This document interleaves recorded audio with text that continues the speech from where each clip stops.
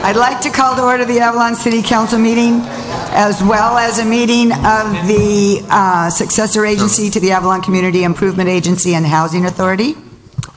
And if we would please stand for the Pledge of Allegiance.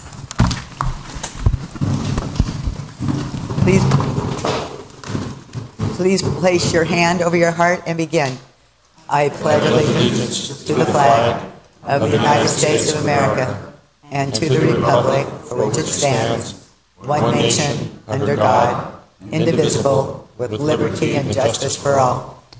And if you would please remain standing for the invocation to be led by Bob Mesher.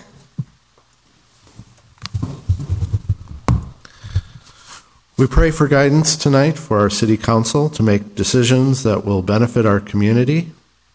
We are blessed with the gentle rains that continue to nourish our soil, and we look forward to our new year filled with opportunities for us and for our leaders to promote peace and unity throughout the world, our country, and especially on this beautiful island. For all these things, we give thanks. Amen. Amen. And if we could just have a few moments of silence for Greg Hall, who passed away around the holiday season.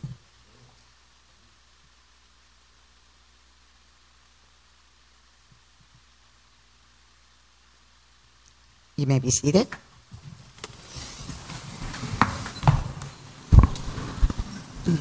And Denise, the roll call, please. Councilmember Cassidy? Here. Councilmember Sampson? Here. Mayor Pro Tem Olson? Here. Mayor Marshall? Here. And for the record, Councilmember Hernandez will be in attendance. He's just going to be a little late. Are there any announcements? I have none, Mayor. Okay. No, Mayor. Written communications? City manager report. Thank you, Mayor and Council. Happy New Year to all of you. I have a few things. The first is that we have engaged or had conversation with the Coastal Commission staff. We will be talking with them about permitting for making repairs and longer-term solutions on Pebbly Beach Road. We're also we'll be meeting with them to discuss plans for the renovation and reconstruction of the Cabrillo Transportation Center. We also are meeting with them to discuss advice and assistance with the update to the Avalon Local Coastal Plan. There's a meeting, the Regional Water Quality Control Board, LA, Mr. Unger. We've had a conversation and a subsequent conversation about the use of private desalination. They have spoken with the State Water Resources Control Board. They've now asked for a technical paper to confirm what we've told them, and we've talked to those parties in the community who are interested in that to have prepared a technical paper.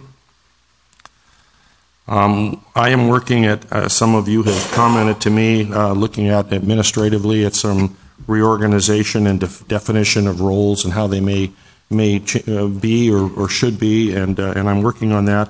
There is also a draft of a. I wanted to mention that the chief administrative officer also and staff have been meeting and discussing the vehicle registration approval process that consistent with the previous direction that you have done.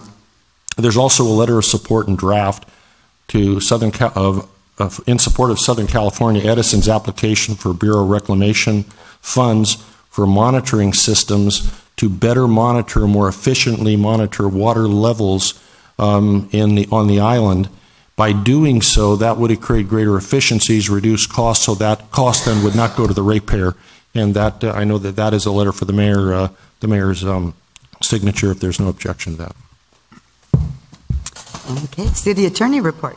Yeah, last month the Supreme Court overturned City of San Diego's transient occupancy ordinance and the way that it was being implemented, and which resulted in less taxes being able to be collected by the City of San Diego we've looked at our ordinance, and our ordinance is different from the San Diego ordinance, and so we, at this time, do not feel we need to change anything in the way our TOT ordinance works. So our language is completely different than the language that the court struck out in the San Diego ordinance. So that's just an update on that. That's all. Oh.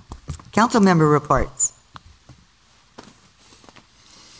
I've got a couple items. I attended the Gateway Cities Council of Government meeting, the board meeting, the 4th of January. Notable item was I was made aware that the City of Avalon is doing a homeless count on January 24th in our city limits. If anybody has any information on that count, I would love to find out who in our community has been contacted or who is working on that. We're not sure from the city level or from the council level. So whoever in the community, if you could please contact me, I would greatly appreciate it. I'm also going to be attending the Gateway Cities Council of Government meeting for February and the Transportation Committee meeting, which I believe is February 2nd. And one item that I have been kind of talking a little bit about in the community, and I'm hoping we could get some information, the council can get an update as to the financial status of the fuel dock. What was the total amount of the initial expense? What have we approved for expenses, and where are we in the budget to that? Are we over budget? Are we under budget? And when do we know when we are expecting for this job to be completed? If I may, Yeah. we are over budget because of things that were found on site that we were unaware of. When they began construction, they found that there were tanks in the ground, old tanks, that had to be removed and replaced. There was permitting costs, there were time delays. Also, the wall, that's the adjacent wall to the fuel dock that is on Island Company property, had to be repaired because it could not sustain the new construction. There was also electrical systems that had to be completely replaced, and those costs that are associated with our private neighbor, we will be billing them for those costs. Now, Mr. Jake, with your permission, may have additional information, but I believe that may cover it. Dennis? Would it be possible to request that information just as a report to council, that what those expenditures were, what the original project was, and what Absolutely. those expenditures were?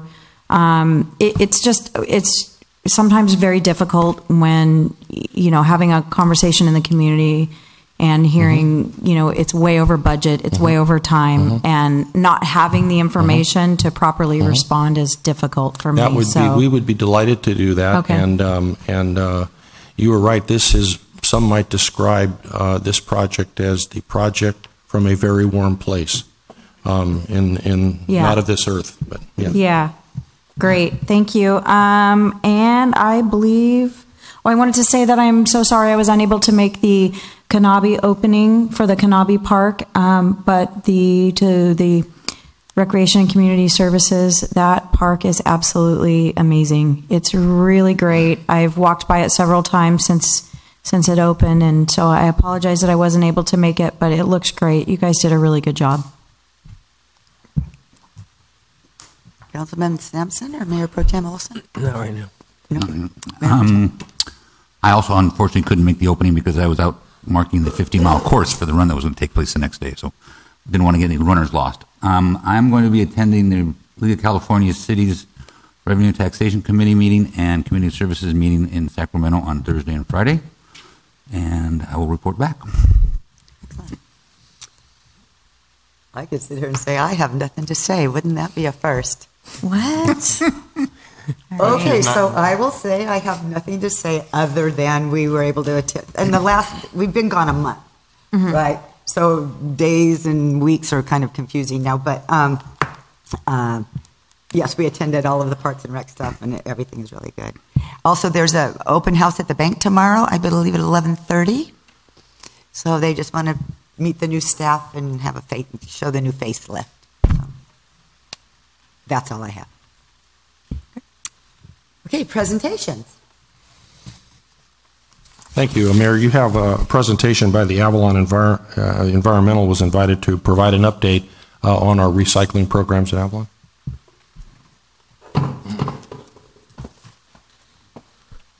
Good evening. My name is Steve Batty, Avalon Environmental Services. Let me start by thanking the community for recycling Christmas trees. These will be made into mulch, which is effective in erosion control and also in stormwater pollution prevention. And speaking of recycling, tomorrow morning at 8 a.m., our regular monthly charter barge will leave for the mainland with up to 20 recyclables. So you might ask, how does that happen? It happens because Avalon recycles.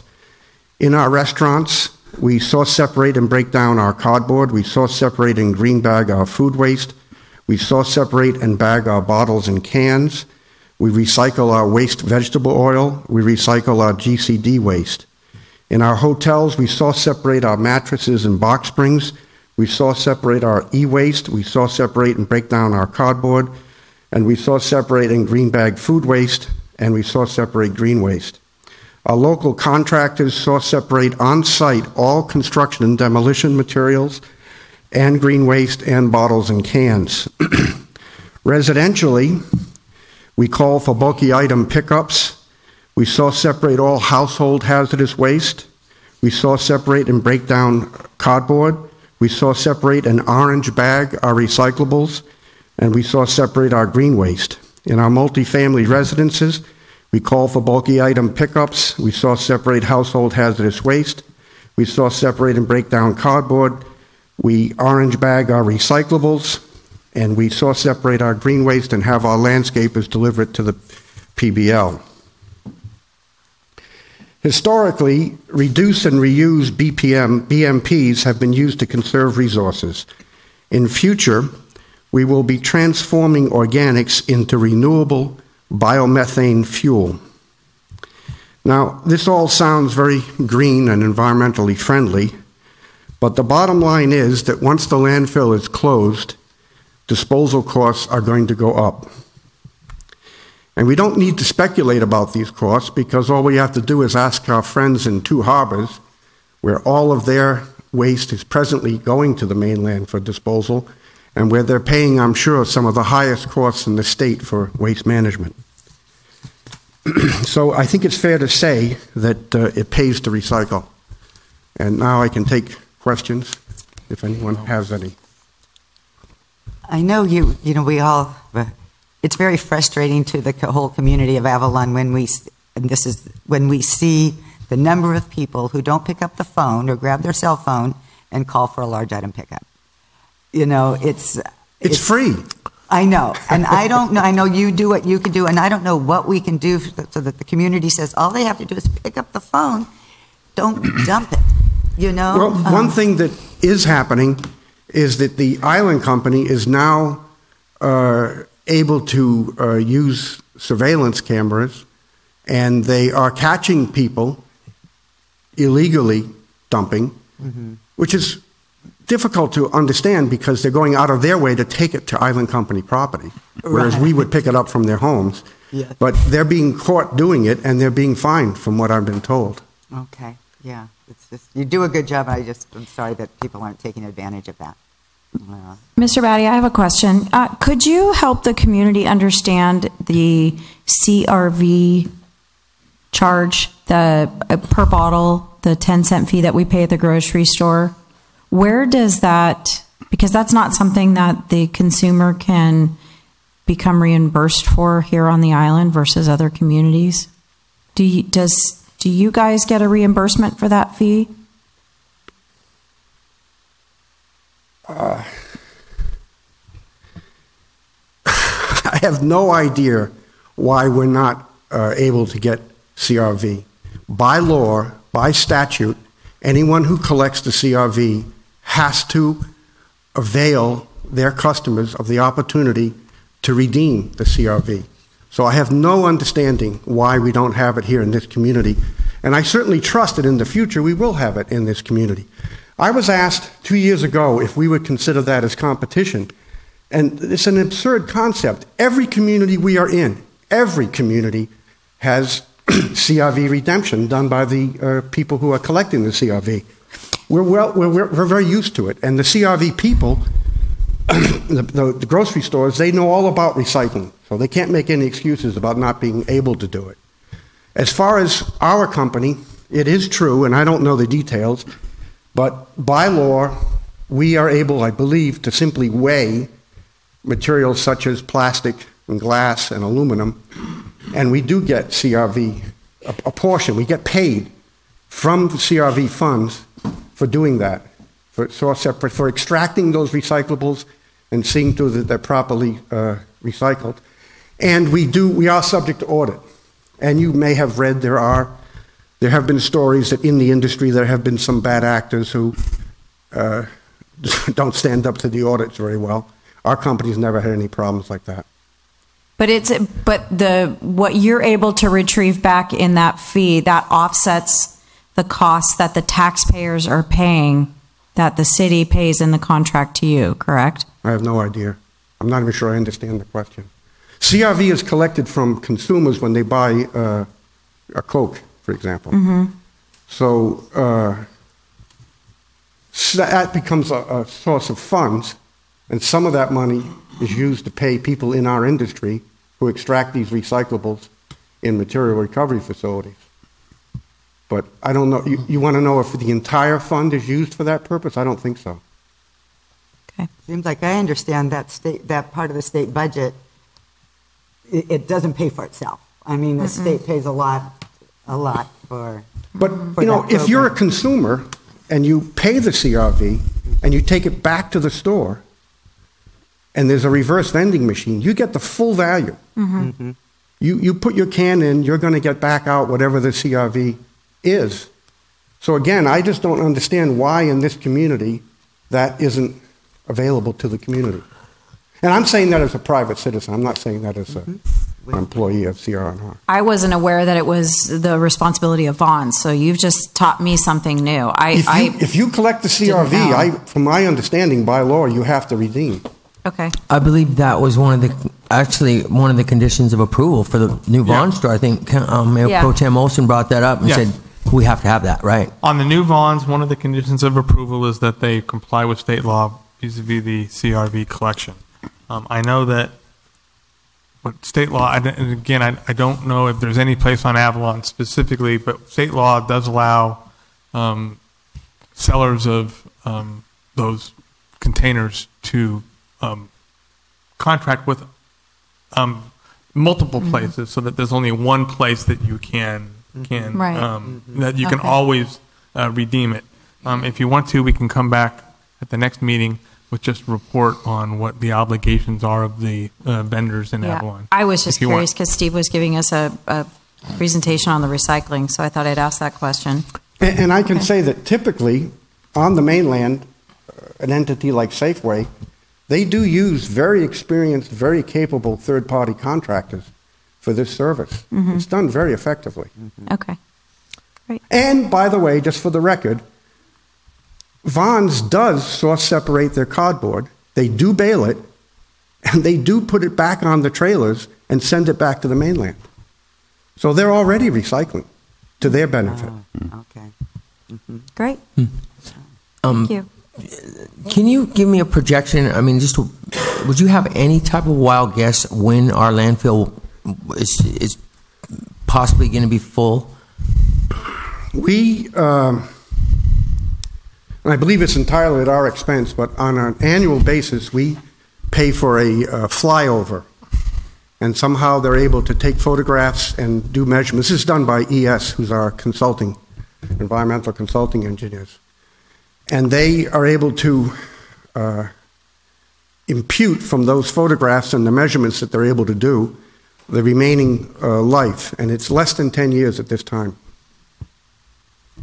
So I attended a Contract Cities engagement that was up here, and there was some representatives from trash services that were there, and they said that I think the date was the year was 2020 that they were expecting their customers to recycle 80% of their household waste. Is that something that's even tangible? I mean, somewhere like here. I mean, I think Cal Recycle has goals. You could say mandated goals, and I think it's been 50% until the next level, which is going to be 75%, which is coming soon. And I'll just tell you from my experience that getting to 50% will probably be, was in fact a lot easier than it will be to go from 50% to 75%. It's not going to be an easy thing to achieve. But if we do all the things that we are presently mandated by state law and by municipal code to do, we've got a fair chance. What is our diversion rate now? I haven't seen it calculated on an annual basis, so I know Joanne does do it, and if you contacted her, she could give you the most recent report. But I would guess, and diversion rate's a little hard to, you'd have to define it, but I would say it's around, we're not at 50%. However, the community is probably at 50% if the community were to find a way to account for material that has been going to the mainland, not through Avalon Environmental Services, and getting recycled. For example, the previous freight operator was sending thousands of tons of metal to the mainland, which was getting recycled. And the community should be able to take credit for all of that in terms of a diversion calculation. But the community really has to start to put together that data. And as an example, should Vons offer California Redemption, then all of that data should be reported back to the community and should be added into the diversion. Thanks. the plastic band bag. Can you tell us, have you seen any results from that? Because I know I'm paying 15 cents a bag now, and I used almost as many bags as I did. They're recyclable. I mean, that's just me, though. I mean, it's probably because I'm not that organized when I'm out and about and go to the store. So it's probably the single most encouraging new development that I've seen in many, many years. That's good. For example, I'm conducting an experiment in my own home where I'm taking the grocery sacks, which I think are 10 cents a piece, and I'm separating my food waste because I'm hopeful that this community soon will put in place an ordinance which will, right now we require the restaurants to source, separate, and green bag food waste. I'd like to see the community ask people in their homes to source, separate food waste, which we would then collect, and it would all be made into compost, and in the future, it could be made into a biofuel. And those craft grocery bags, which are made from recycled craft sack paper, are ideal for source separating the food waste because they can be easily ground up and it will compost very nicely, and in the future it can be made into biogas very nicely. Your company already recycles that green waste, and they make fuel, right? And you actually have vehicles, don't you, that...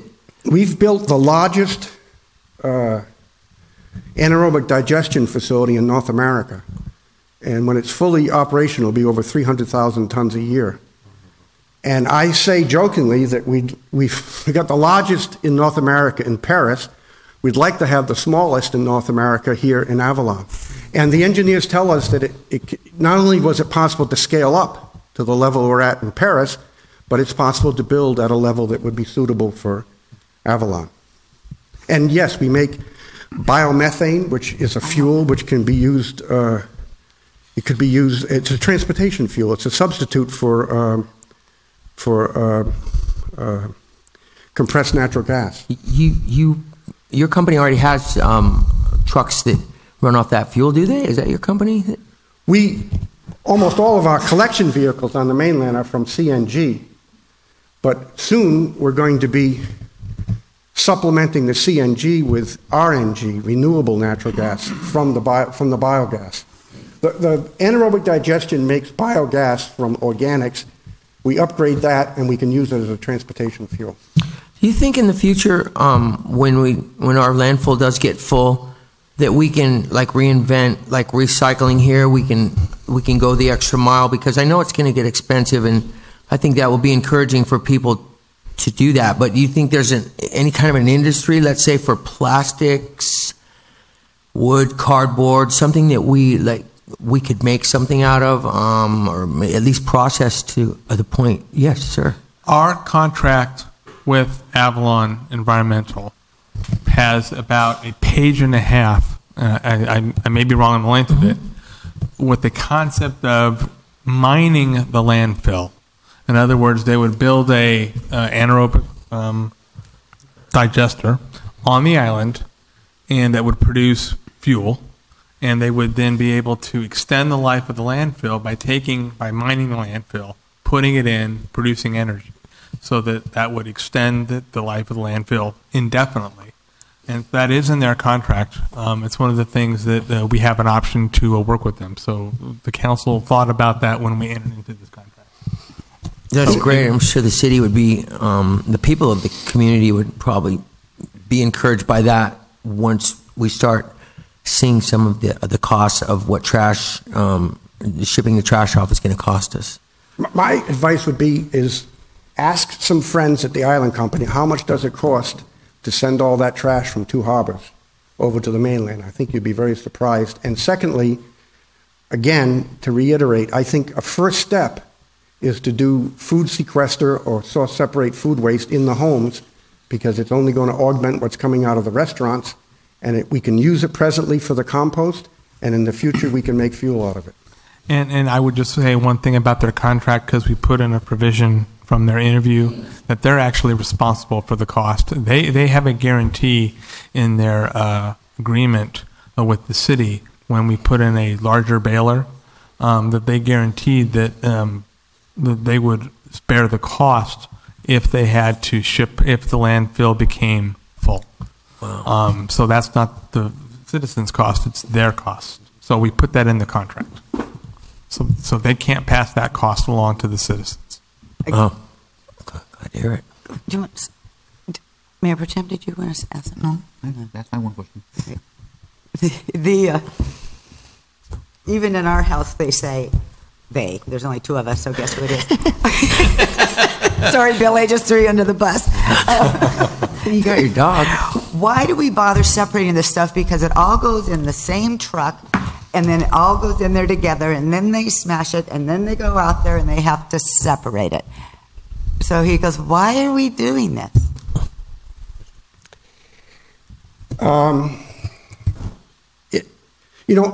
At the facility, all we can do is finish what folks have already started here in town.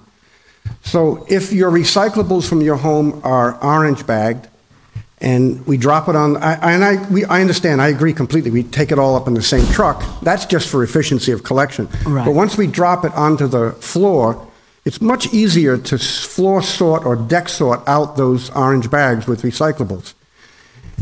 Same with the food waste from the restaurants. If it's been if the green bags have been, which are very expensive by the way, because they're made from corn, but if those green bags have been used correctly for food waste only, it makes it easier for us to deck sort that. We deck sort the cardboard, we deck sort the green vegetative waste. So that's the first step. Then we have to open these bags and run them over a table where we extract the recyclables. Presently, unfortunately, what goes across that table, a lot of it just gets a free ride and drops off the dead end because it's not recyclables, it's food waste. If we could get food sequester in the homes, we would collect that food waste from the restaurants, from the homes, and take it directly up to the top, to the landfill. It would not go into the building. And there we would extract any bottles and cans that might have found their way in, and then we would make the compost, grind it and make the compost. So if we can do food sequester in the homes, it'll clean up our operation inside the MRF and make our recyclables extraction much more efficient. Okay. That makes sense. Yeah. If you see a blue bag, it's generally thought that it's, or now an orange bag, it's generally thought that the whole thing is full of paper. Yeah. A green bag, the thought would be throw it away. Or throw it to its section. It's the green waste, the food waste. Do you think there'll become a time when we do have like 3 kinds of bags and they set them out there and there's different pickups so that your company's working more efficiently? I mean, just so I'm saying this so we can maybe help as a community somehow. Personally, I mean, what we're doing on the mainland is we have a cart for organics. So that's your, and by the way, we're really moving down this learning curve of the food sequester in homes, because we're really the first ones. So we now have green top, which is organics only. So that's going to be your vegetative waste and your food waste. And then we still have the blue top, which is the recyclables. And we have the black top. So I could conceive of, here in Avalon, we could have organics and non-organics. Mm-hmm. So the organics would go right up top. We would pull out anything that didn't belong in there and grind it. And the non-organics, we would run over our table and extract the recyclables. Well, we could actually simplify it, and we could conceivably end up with a truck. I just sent something today to the main office asking for help on this. We could conceivably redo our routing so that we have a truck that does just organics. So it would do the restaurant organics from compactors, the 3-yard bins, which would have just the organics, and then because everyone gets 2 collections a week, one collection would be the organics. So that would be one truck, just organics. It would go straight to the top. Mm-hmm. So again, I'm very encouraged to see that the grocery store is allowing us to have these grocery bags, the paper bags. It's very helpful. I'm glad to hear that. Okay, I just have one other practical thing. So I break a glass, and I take it out of my sink, and I go, oh my God, how do I put this in the trash? Because these guys are going to be going through there. Or razor blades. Is there something you want us to do so that we help protect the safety of your people? I mean, do they wear gloves that they're immune?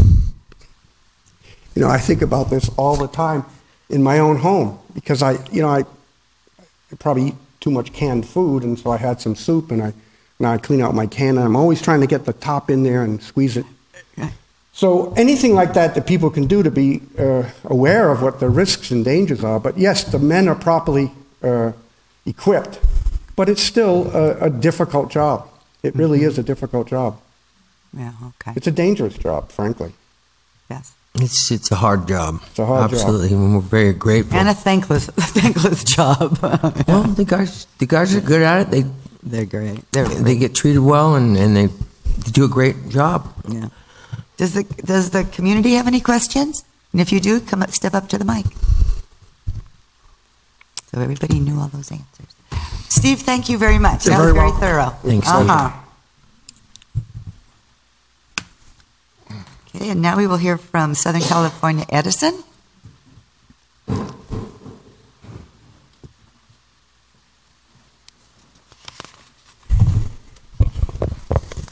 Good evening, Honorable Mayor, members of the City Council and staff.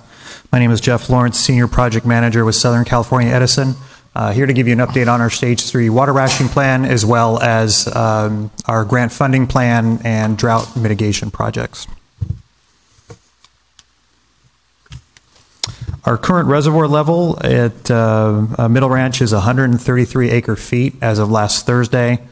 The good news here is that's a 12 acre-foot increase since November 17th because of the recent rainstorms, the type of rain that we're getting, and the frequency of those storms. We're now at a point where the ground is saturated and we can start reaping the benefits of this watershed. So unlike last year, this year it is fortunate that the climatological, I always get that word wrong, climatological forecasts were wrong.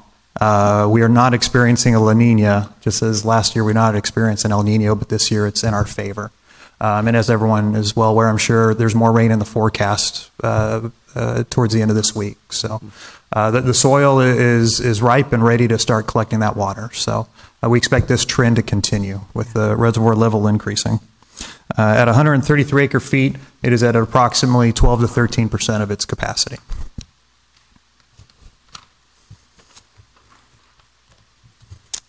For the month of December, as far as our Stage 3 results, our customers reduced water use by just about 42%, which is slightly above what we were experiencing in Stage 2. We're hovering around 40% consistently in terms of water reductions. The noteworthy item here, though, is the visitor counts in December, up almost 70% compared to December 2012 from our baseline period. So when you factor in those visitor count increases and what we consider our off-peak season in December, very favorable rationing results. This was about a 10 acre-foot reduction from December 2012, at where we hit about 24 acre-feet. That's down to 14 acre-feet. As you're all well aware, we activated Stage 3 water rationing in September. And so the first month of results that we had were October. So we've now been in 3 months of Stage 3 where we have performance results. And so this slide is reporting on that. And we don't have 12 months of data because we reset the clock once we activated Stage 3. We've reduced our water use in Stage 3 down from 89 acre-feet to 44 acre-feet, a 46 acre-foot reduction. Just under 52% reduction in water use. So the community has really responded to the increased rationing levels in Stage 3. And again, we want to extend our appreciation to help us preserve our water resources at this time. This, again, while visitor counts are up almost 46% in the last 3 months. So increased visitor counts, reduced rationing. We really need to commend the community on their efforts.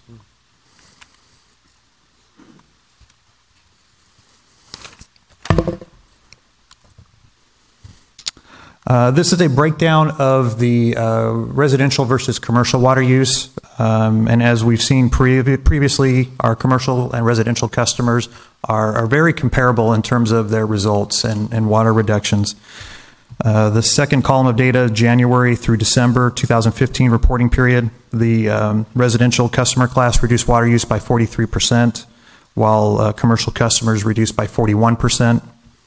If you look at the last 12 months, which again would factor in 3 months of Stage 3, 9 months of Stage 2, our residential customers are at about 46% reduction in their water use, while our commercial customers are right around 40%. So still very favorable results by both customer classes. And then what you're seeing here is a breakdown of the prior slide by month. So in the month of December, residential customers consumed 6.8 acre-feet of water, while our commercial customers used 7.1 acre-feet. And this is consistent with what we've seen in prior years. Generally in the off-peak season, commercial and residential use from a volume perspective is about equal. And then we'll start to see the commercial customers go up exponentially faster than residential as we get into our summer peak season.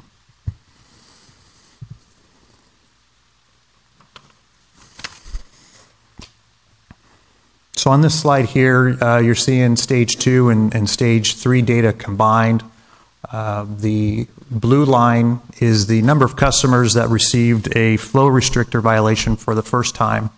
And then the red line are repeat offenders with 2 or more violations. So in the month of December, we had 6% of the accounts that closed resulted in were a repeat offense. And then just over 1% of those same customer bills that closed had a first-time flow restrictor warning or violation. Overall, looking at Stage 3 compliance, 89% of our customers were compliant with their Stage 3 water allotment for the month of December. So again, we extend our appreciation to the community for continuing with their rationing efforts.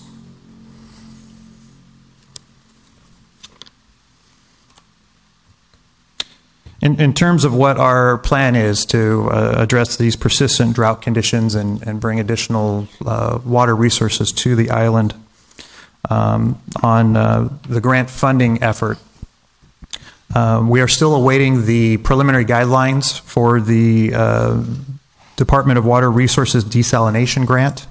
I think they were targeting December and obviously missed that deadline, and we have not received an update on what they're targeting now in the new year for releasing those preliminary guidelines.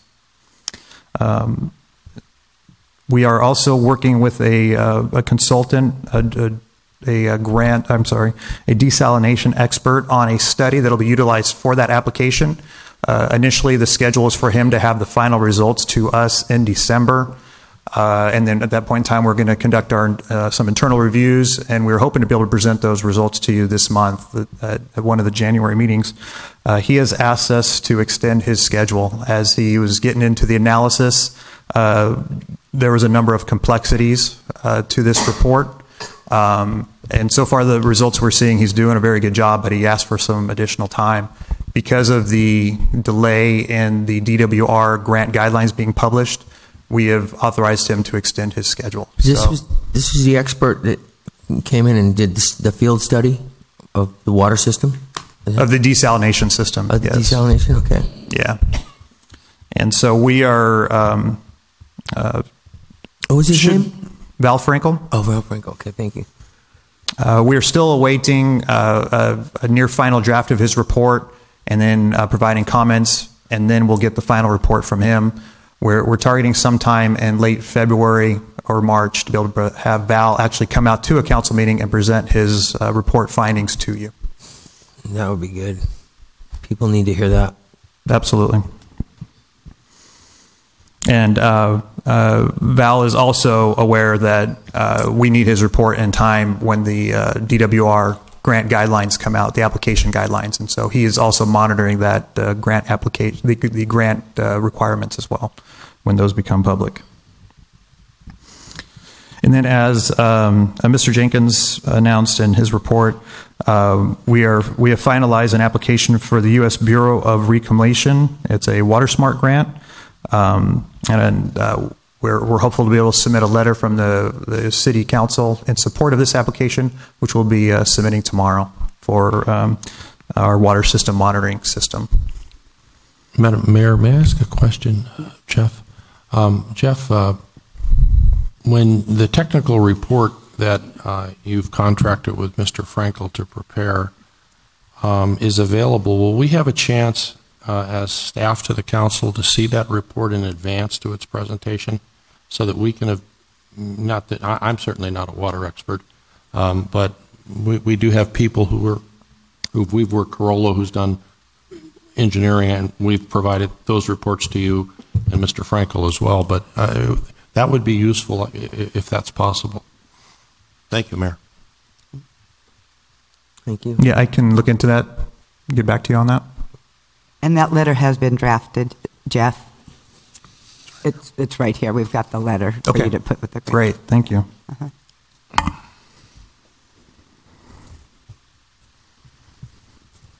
In terms of the additional projects that we're working on outside of the grant funding arena, we completed an assessment on the Whitley Reservoir for potential rehabilitation for drinking water storage. The results of that study will be included with our desalination expansion study, which will include water storage facilities.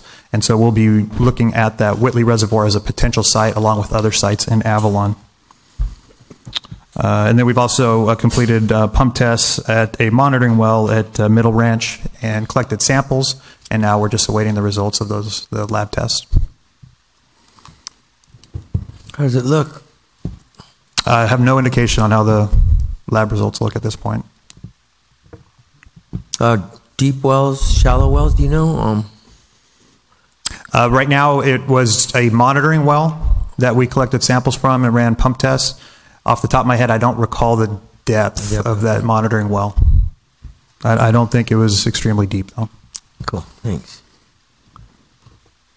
We are also conducting several feasibility studies for additional projects, one of which is a pipeline extension to Hamilton Cove, where we'd be connecting the Hamilton Cove community to our desal system. So we're still in the midst of that feasibility study. As we complete these feasibility studies, if they become favorable, we'll add them to the additional projects list and update all of you on the progress. Before you go into that, if I could, I understand that Edison met with, is it Medgar Carson, or is that his last name? On the Medgar. Yes. What was his last name, Carson? Medgar Boston. Boston, on that air to water design that they're kind of proposing. Is that? Do you think that discussion is going to go any further with Edison? I wasn't briefed on that meeting. I'd have to look into that and come back to you. Okay. I think that meeting was going on when I was on vacation and wasn't aware to ask about it, so I can come back with an update on that. Mayor, I know Mr. Boston has communicated that he had the opportunity to meet with Edison. He is now seeking a meeting with the Conservancy, of which, as you requested, we will host. And I believe it's the first week in February. Mr. Budrovich, Tony, has agreed to the meeting. We would invite the Island Company. We would invite the number of players to that meeting, and so that. And I believe the date is. I want to say it's the 8th, but it may be a different one than that. So. Okay. Oh, great. Okay, thank you. So this is a list of grant funding opportunities that are out there that are currently underway. And two new applications that we've added to that are the two at the bottom, which is the U.S. Bureau of Reclamation. One is the application that we talked about before through WaterSmart for enhancements to our monitoring system. And then we are also underway on an application for a drought resilience project, which will likely be additional storage in Avalon that there's grant funding available for. The ones that you're ineligible for, is our participation at all helpful, or is it something that we wouldn't be? So that's where there may be additional opportunities now if the city is recognized as a disadvantaged community. Right. There weren't opportunities available to us without that designation, and we're ready to partner with the city to explore those opportunities. Okay, great. Jeff, you've been Mayor, may I just? You've been absent, so you may not. That we are looking forward to that opportunity, as well as information that the city attorney's requested regarding DSAL 2. So to the extent that you can help facilitate that conversation, that would be very useful to us, to all of us, I think, in our discussion of water solutions. Oh, great news. Glad to hear that. And then the second slide on the available grant funds that are out there are grant fundings that are not available at this time, but that we are monitoring. And a couple of updates here are the State Water Resources Control Board, the second grant there, Proposition 1, groundwater sustainability. We are researching the pre-application process on that, as well as the U.S. Bureau of Reclamation, the small-scale water efficiency projects. We're evaluating the potential opportunity there. And then on the Department of Water Resources, that's the Proposition 1 Integrated Regional Water Management Disadvantaged Community, another opportunity that we can revisit as well with the city.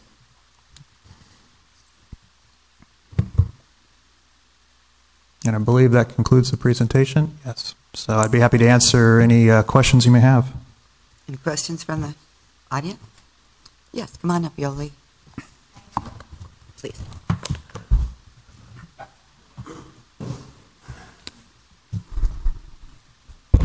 Yoli Montano, Hotel Metropole. Since Stage 3 has been in effect with three businesses that we have, Hotel Metropole, Coin Wash, and our Beacon Apartments, we have gotten written notices, warnings, fines. With the hotel, I know all my meters, where they feed, and I have a meter that's been going over since October, and that is the VIP wing up top of Coney Island. That's separate from the main meter. We're talking October, November, December, January. These are my slow months. As to date, from January 2016 till December, I have outsourced my laundry to do our part in conserving water at $32,618. Shipping, $10,199. I am concerned here. I'm not a little hotel where I can read my meter every day and say, okay, I'm going to shut down for a couple of days, so I go under my allotment. I've been here when city council members says, Edison can produce, we don't want to scare our visitors from coming over to Catalina because Edison can produce enough water for our visitors during our high season. We are in our low season. I have tons of fines here that I asked the Edison company to put on hold until we can sit down and discuss our future at the hotel, Coin Wash, and so far. I mean, I'm concerned here. I hear that they can produce enough water, not worry visitors can come. This is our slow season, and I'm being fined, and I'm going over. And I'm doing everything in our power to make sure that we're conserving. And it's costing us, as you can see. So I think that we've been talking enough about for the last 3 years, and nothing's been done, nothing. It's negligent. And the city's going to hurt because we're not going to be able to sell hotel rooms. And it's going to hurt financially because you get a lot of TOT taxes from the visitors. So we really need to stop talking about it and do something. Thank you. Mayor, could I just offer there's been, on that point, there was a request that the City Council made a few months ago asking Edison under its own existing tariff to modify the tariff and that they have the ability to do to provide relief to businesses and residents and businesses, because our belief is that with the 2 desalinization plants, even in their present condition, can produce adequate supply for most of the year. And maybe Jeff has some insight, although he has been away, on whether Edison has considered that request based on the information that's currently available. Maybe I don't mean to put him on the spot, but maybe he has information in that regard.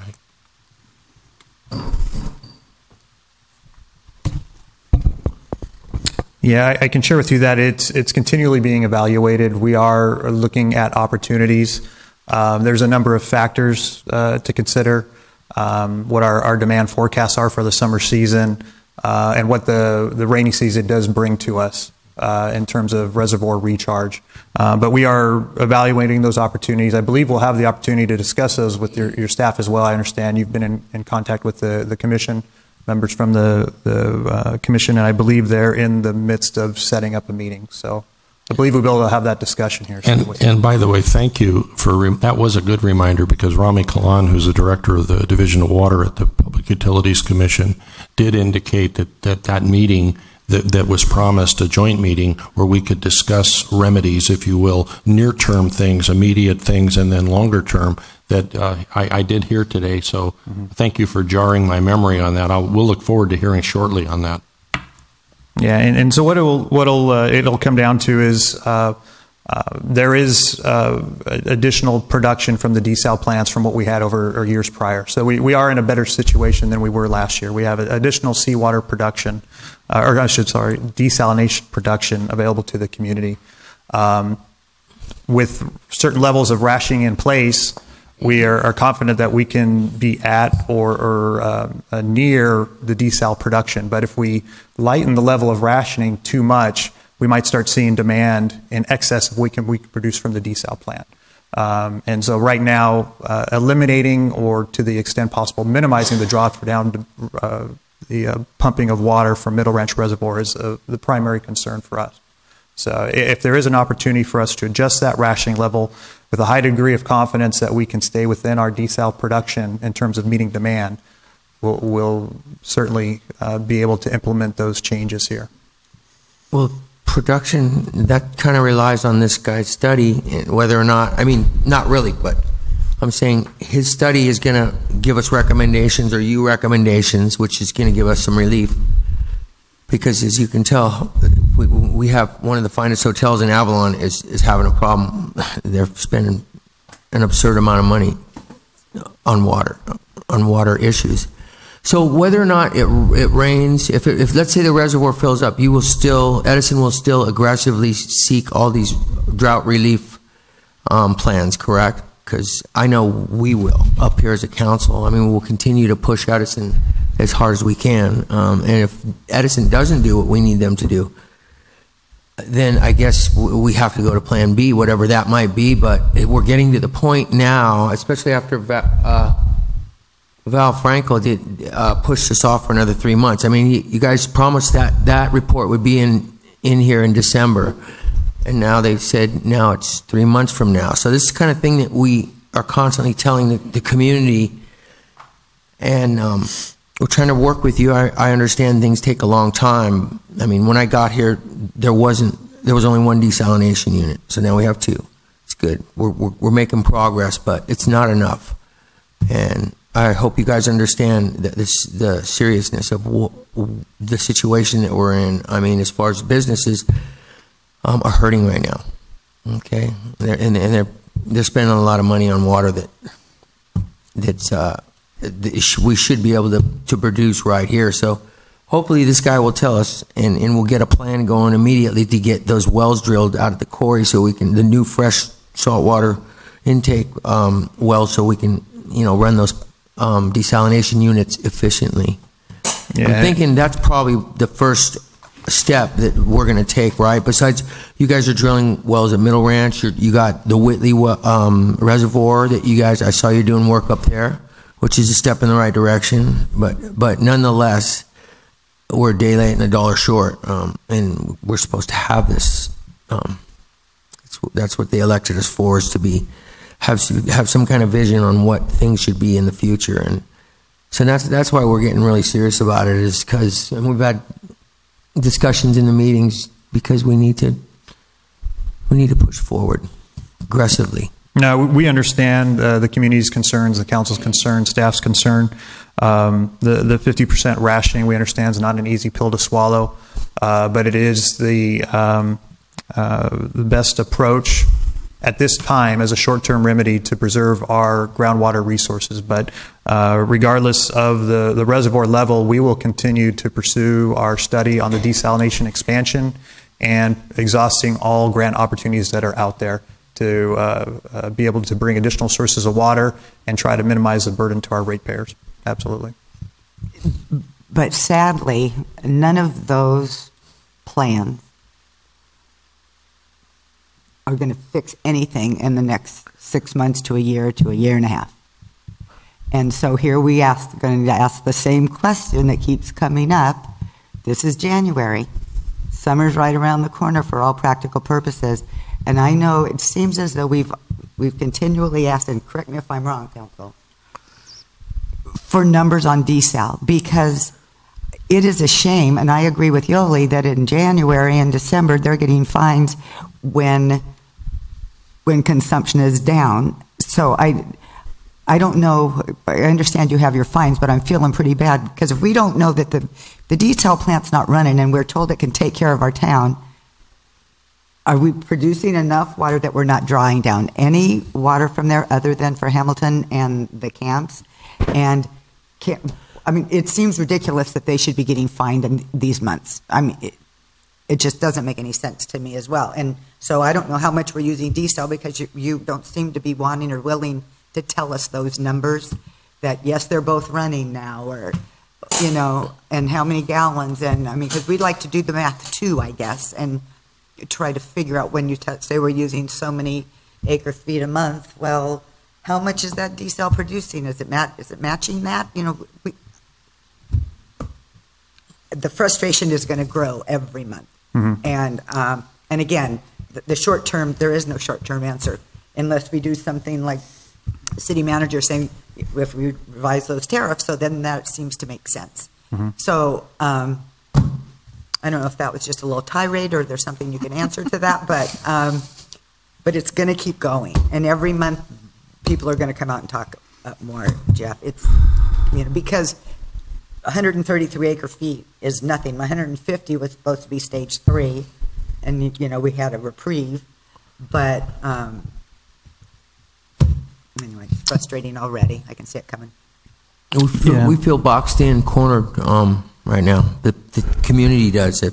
I'm glad Yoli cut up and said something, but she's not the only one. There's a lot of other restaurants and hotels that actually send their laundry over, and they have to go on restrictions. And you guys are pushing us into a position where we might, I don't know. I don't know what we do, but I'm going to tell you, we'll do something. If this guy doesn't come up with some good recommendations and we don't start seeing the progress by having relief to the community, then we're going to have some other discussions up here. We'll get somebody, we'll get a company over here that actually can provide the water and has the resources to do that. I guess that's what we'll have to do. We'll have to do it ourselves if Edison doesn't help us out here really quick. So. No, I can tell you that there are other projects that we're looking at that are shorter term in terms of relief, as opposed to a major desalination expansion. In terms of recent fines and violations, I understand we're in our off season, but in the baseline period, the allotments were lower as well for the month of December. But in the baseline period, the summer season, they increase, just like the allotments will for this summer. So I wouldn't say that necessarily because there's been some fines and violations now that we're doomed for the summertime. Everyone's allotments are going to increase, just as they do seasonally. We know a lot of commercial customers are spending money to reduce their water use. And it shows, as I said, we're seeing 89% compliance with the Stage 3 water allotments.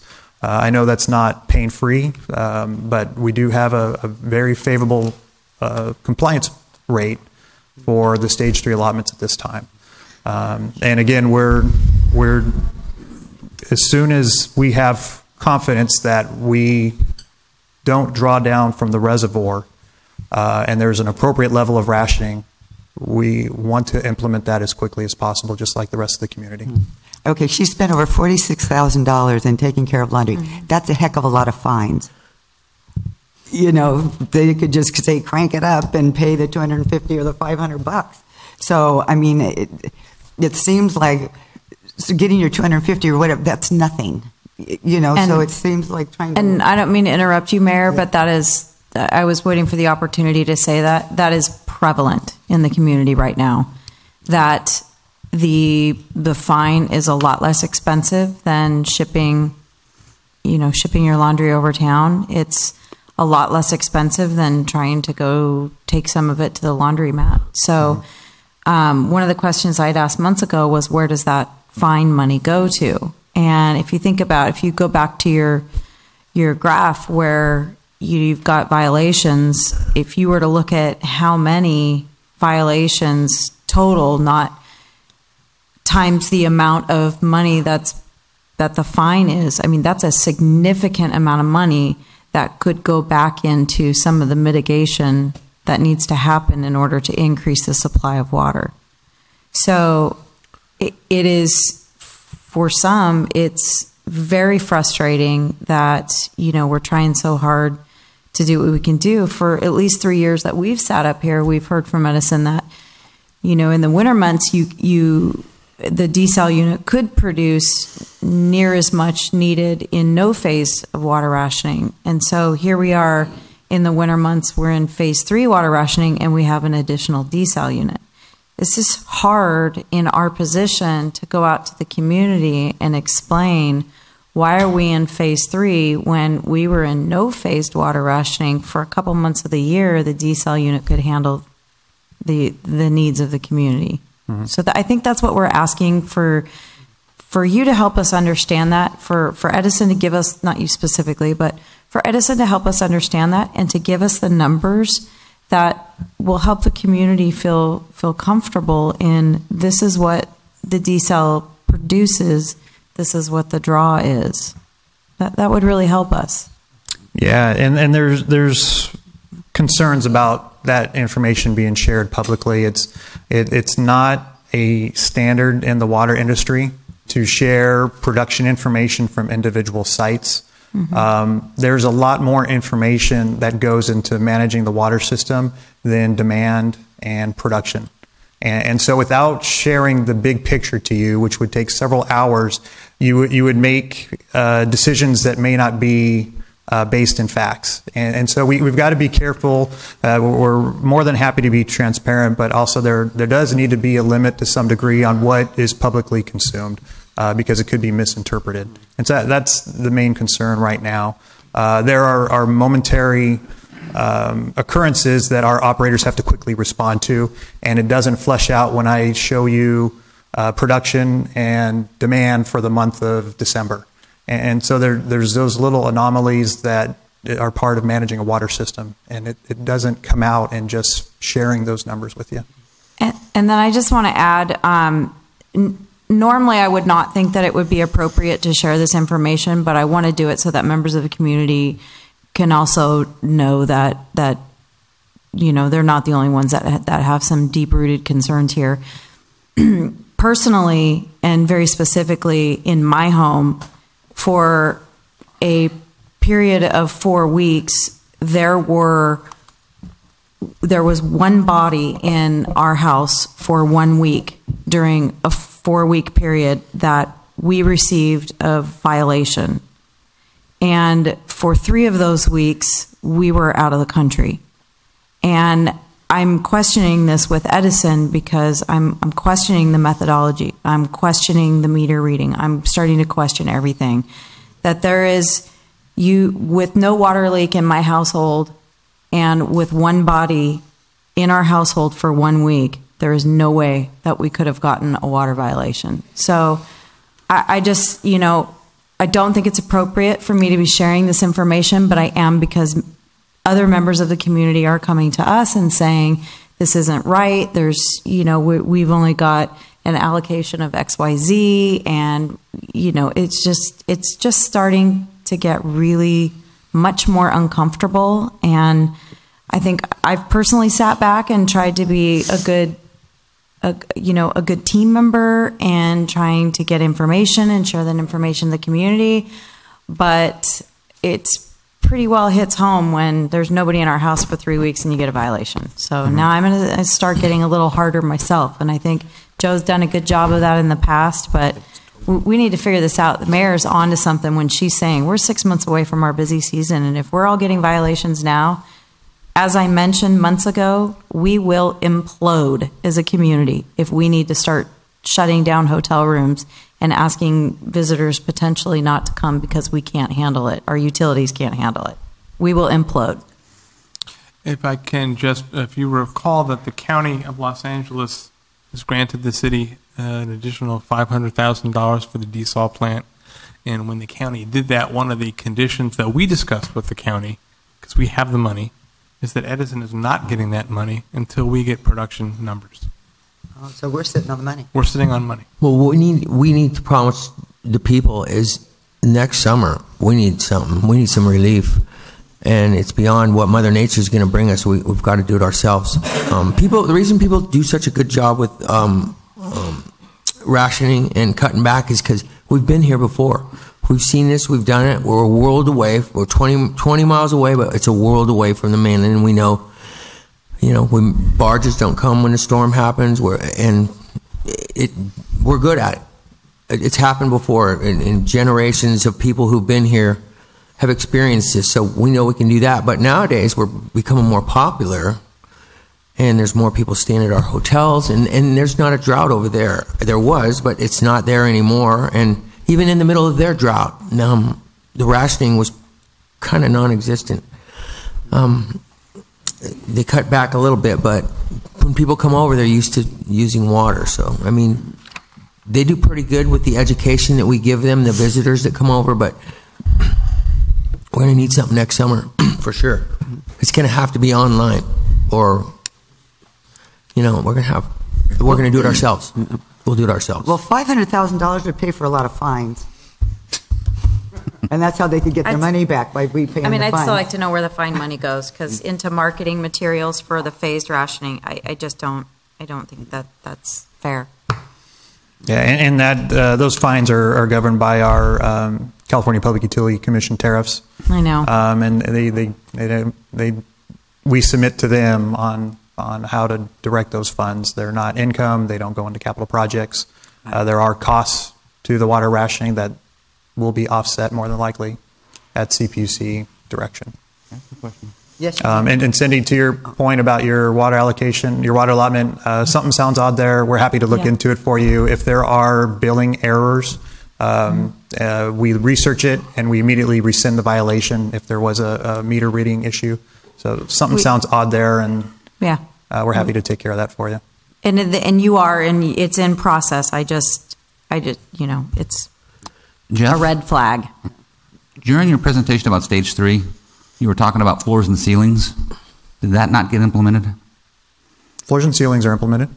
So the floor is 1,000 gallons a month?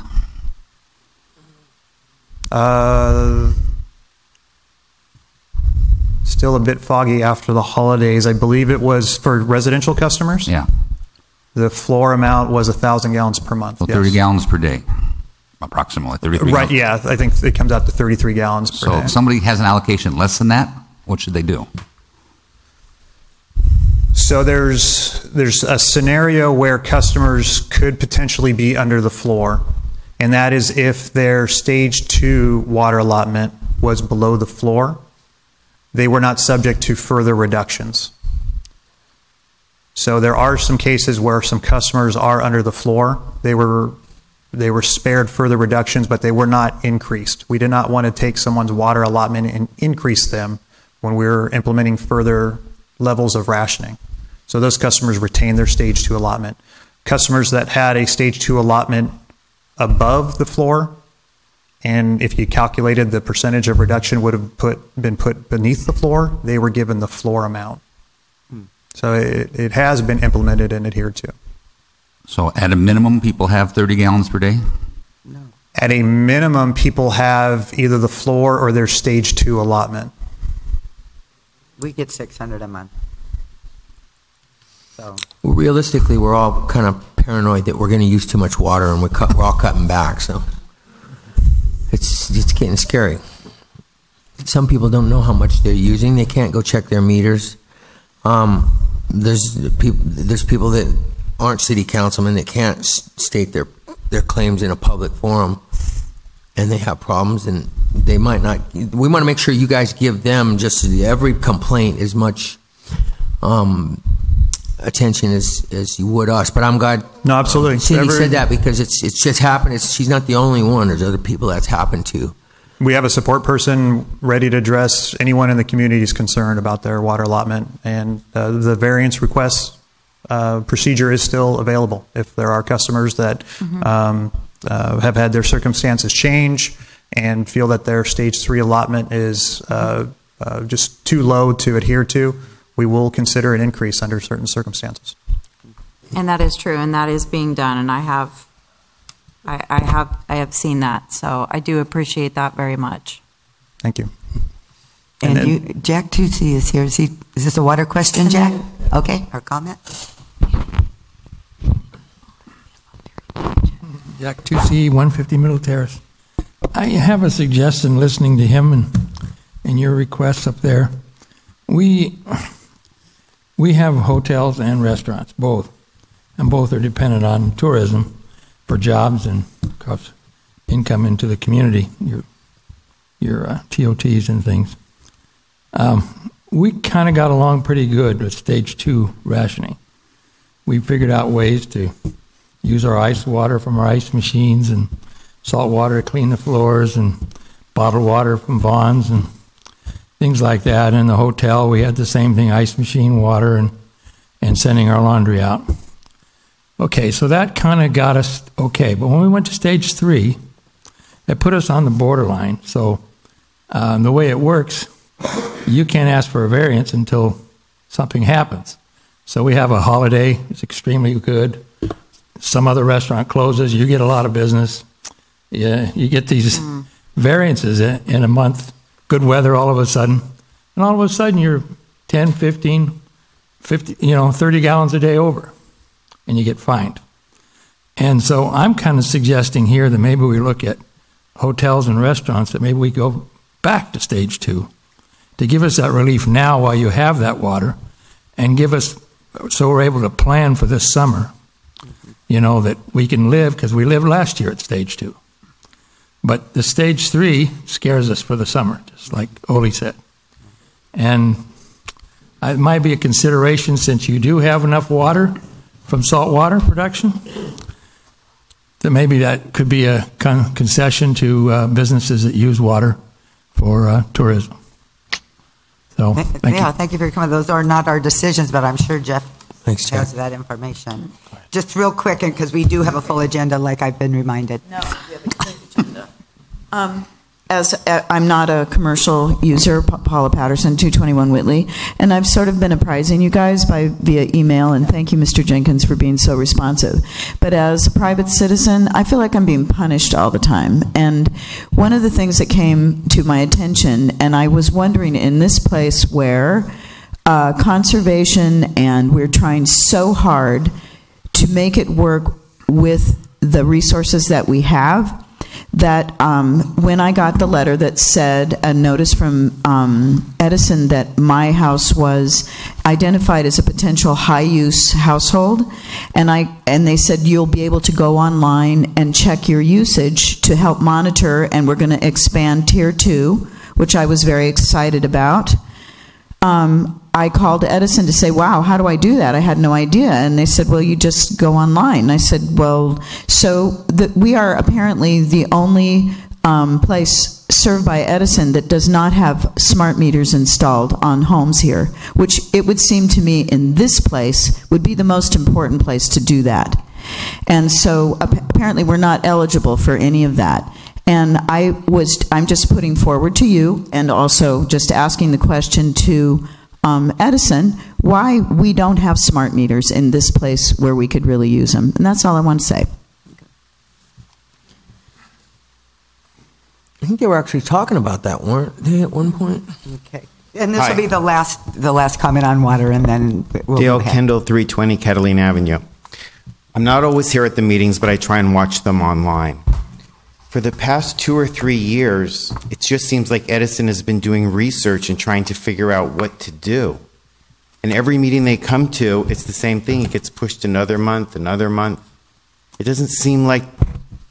Don't you think we should put a deadline on them to try and do something? I mean, don't they have a responsibility to get us an amount of water? Look at the business and the money this community has lost because we don't have water. They knew that this was coming for decades. I've been told that there's been water issues. And it seems like they don't do anything. Or they're trying to do it, but they don't know what to do. It's on the news. My cousin from Northern California called me. She saw on the news there that tourists can only take 3-minute showers because we have a water shortage. I know it's not true, but this is what's out there. And I don't think it's right. I mean, even the buildings here, you can't build a new house because there isn't enough water. Look at the money that's taking away in the jobs from this community. Right. Good point. Good point. I mean, I think we have to make them do something, not them tell us that they're waiting for studies and they're waiting for this. I mean, I don't know you or anything, but he tells us that there's private information that he can't give us. And so how are we even supposed to make a decision about, and it's not our responsibility to make the decision, aren't they responsible to get us an amount of water? I mean, can't we put a deadline on them? I've spoken to some, I don't have a business here, but if I did, I would talk to other businesses about a class action lawsuit against Edison because these businesses are losing money. It's not fair. They're hard workers. Everyone here works very, very hard in the hotel and the restaurant industry, and they're suffering because they can't get water that Edison is supposed to provide to us. So I'm just asking you to, maybe be a little bit more forceful with them because it seems like every time you guys just give them a chance, another chance, months go by, years go by, and nothing happens. That's all I want to say. Thank you. Appreciate your comments. Very nice. Thank you. That's it. Okay, we're going to move on to oral communication. And this is an opportunity for people in the community to speak on an item that is not on the agenda. We will limit you to 3 minutes and no action will be taken. And thank you, Jeff. And Jeff has a new baby, Harper Grace. You know what the question?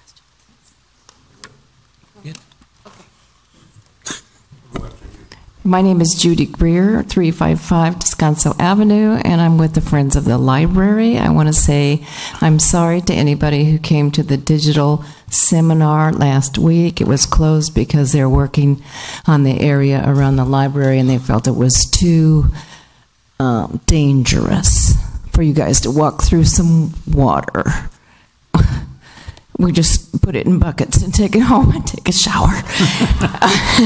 Anyway, we have switched that one, and it will be next Tuesday, which is January 24th, and that will have to do with music and how you can download music for free from the library. It's at the library from 7 to 9.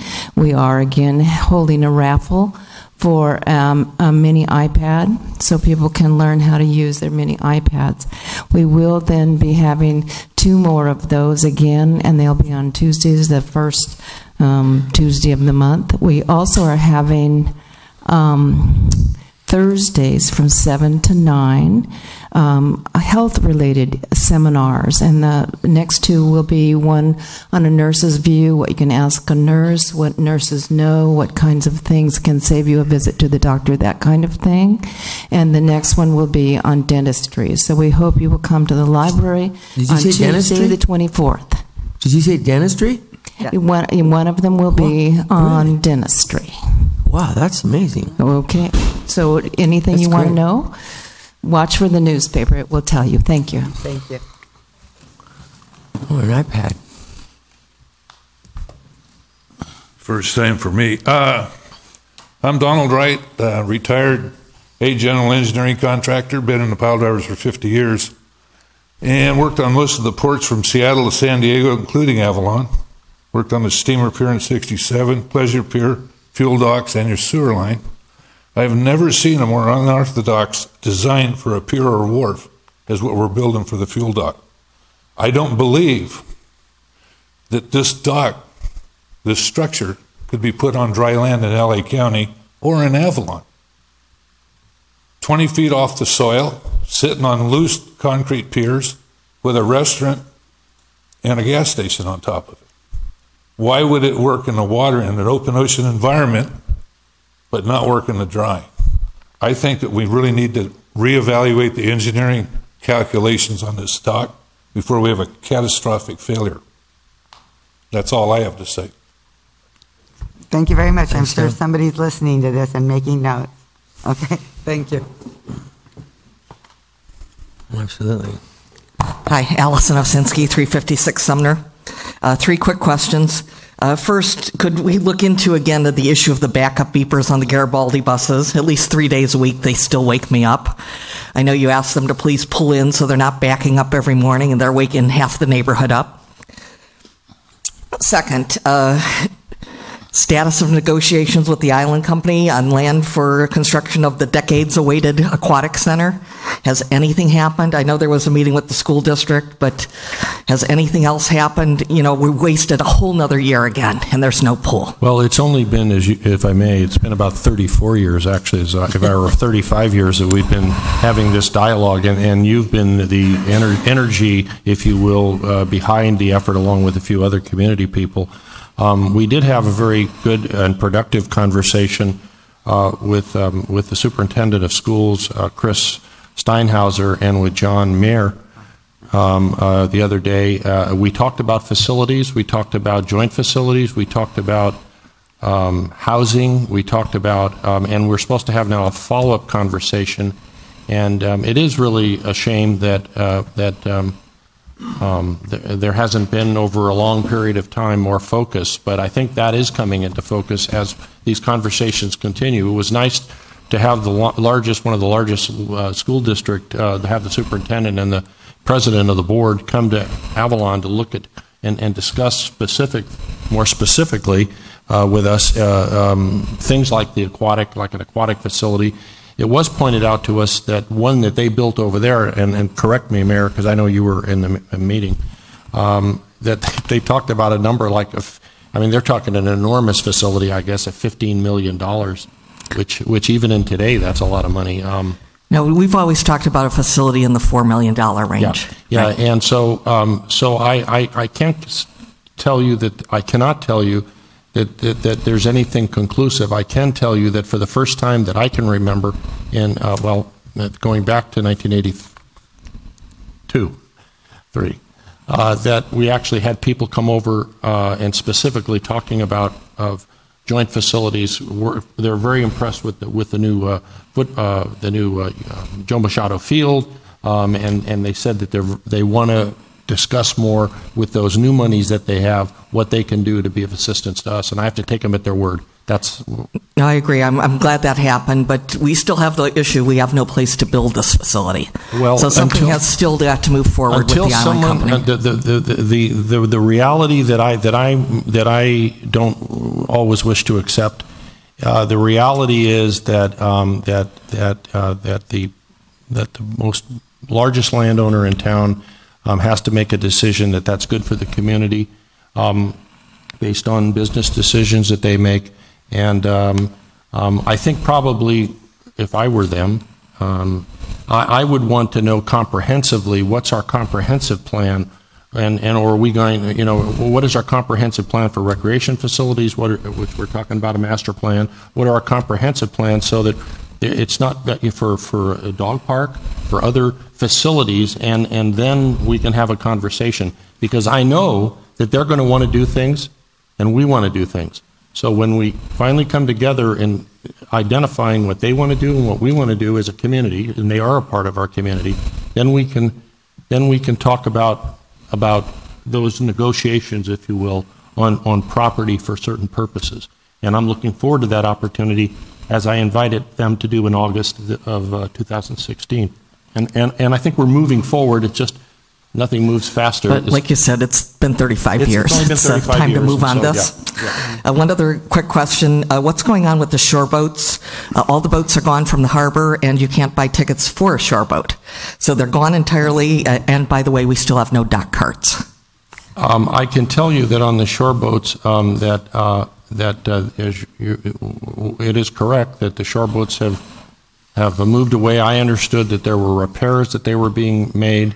We are now out to RFP for a shoreboat service. We are asking both the current provider of shoreboat services or the historical provider of shoreboat service and looking at other options to provide a shoreboat service on an interim basis. In the meantime, the harbor is doing the best they can handling shoreboat operations in this smaller demand time period. That's what's and so the RFP is due to January 31st is when it'll open, and I know that I believe that our historic partner in shoreboat service will do what they can economically to help us in this interim, and I believe that request has been made to see how we can work something out in the meantime. Okay, thank you. But it was your question, how does somebody get a shoreboat, and do they pay? Is it they just call they just walk down? You go ask the harbor patrolman to please take you out to your boat. But the problem is, in the meantime, I tried to buy shoreboat tickets, for instance, to get back and forth, and they said no, they won't be selling them anymore. They're out of the business. So I'm just wondering, since that's what they told me a day ago, and all the boats are gone, just wondered what was going on. Okay. Did you have anything you wanted to add, Harbor Master Bray?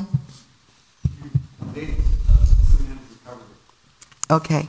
While you're there, I want to ask one quick question. I had a question from a boater.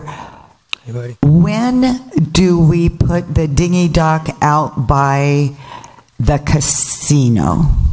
When the fuel dock is built and goes back in service. Okay. Are they connected, though, really? It's the same pier. Yeah. Oh, okay. All right. So if you're out there in television land, that's the answer. Okay. Okay. Anybody else? Caleb. Oh, and Janny been patiently waiting in the back. I'm sorry.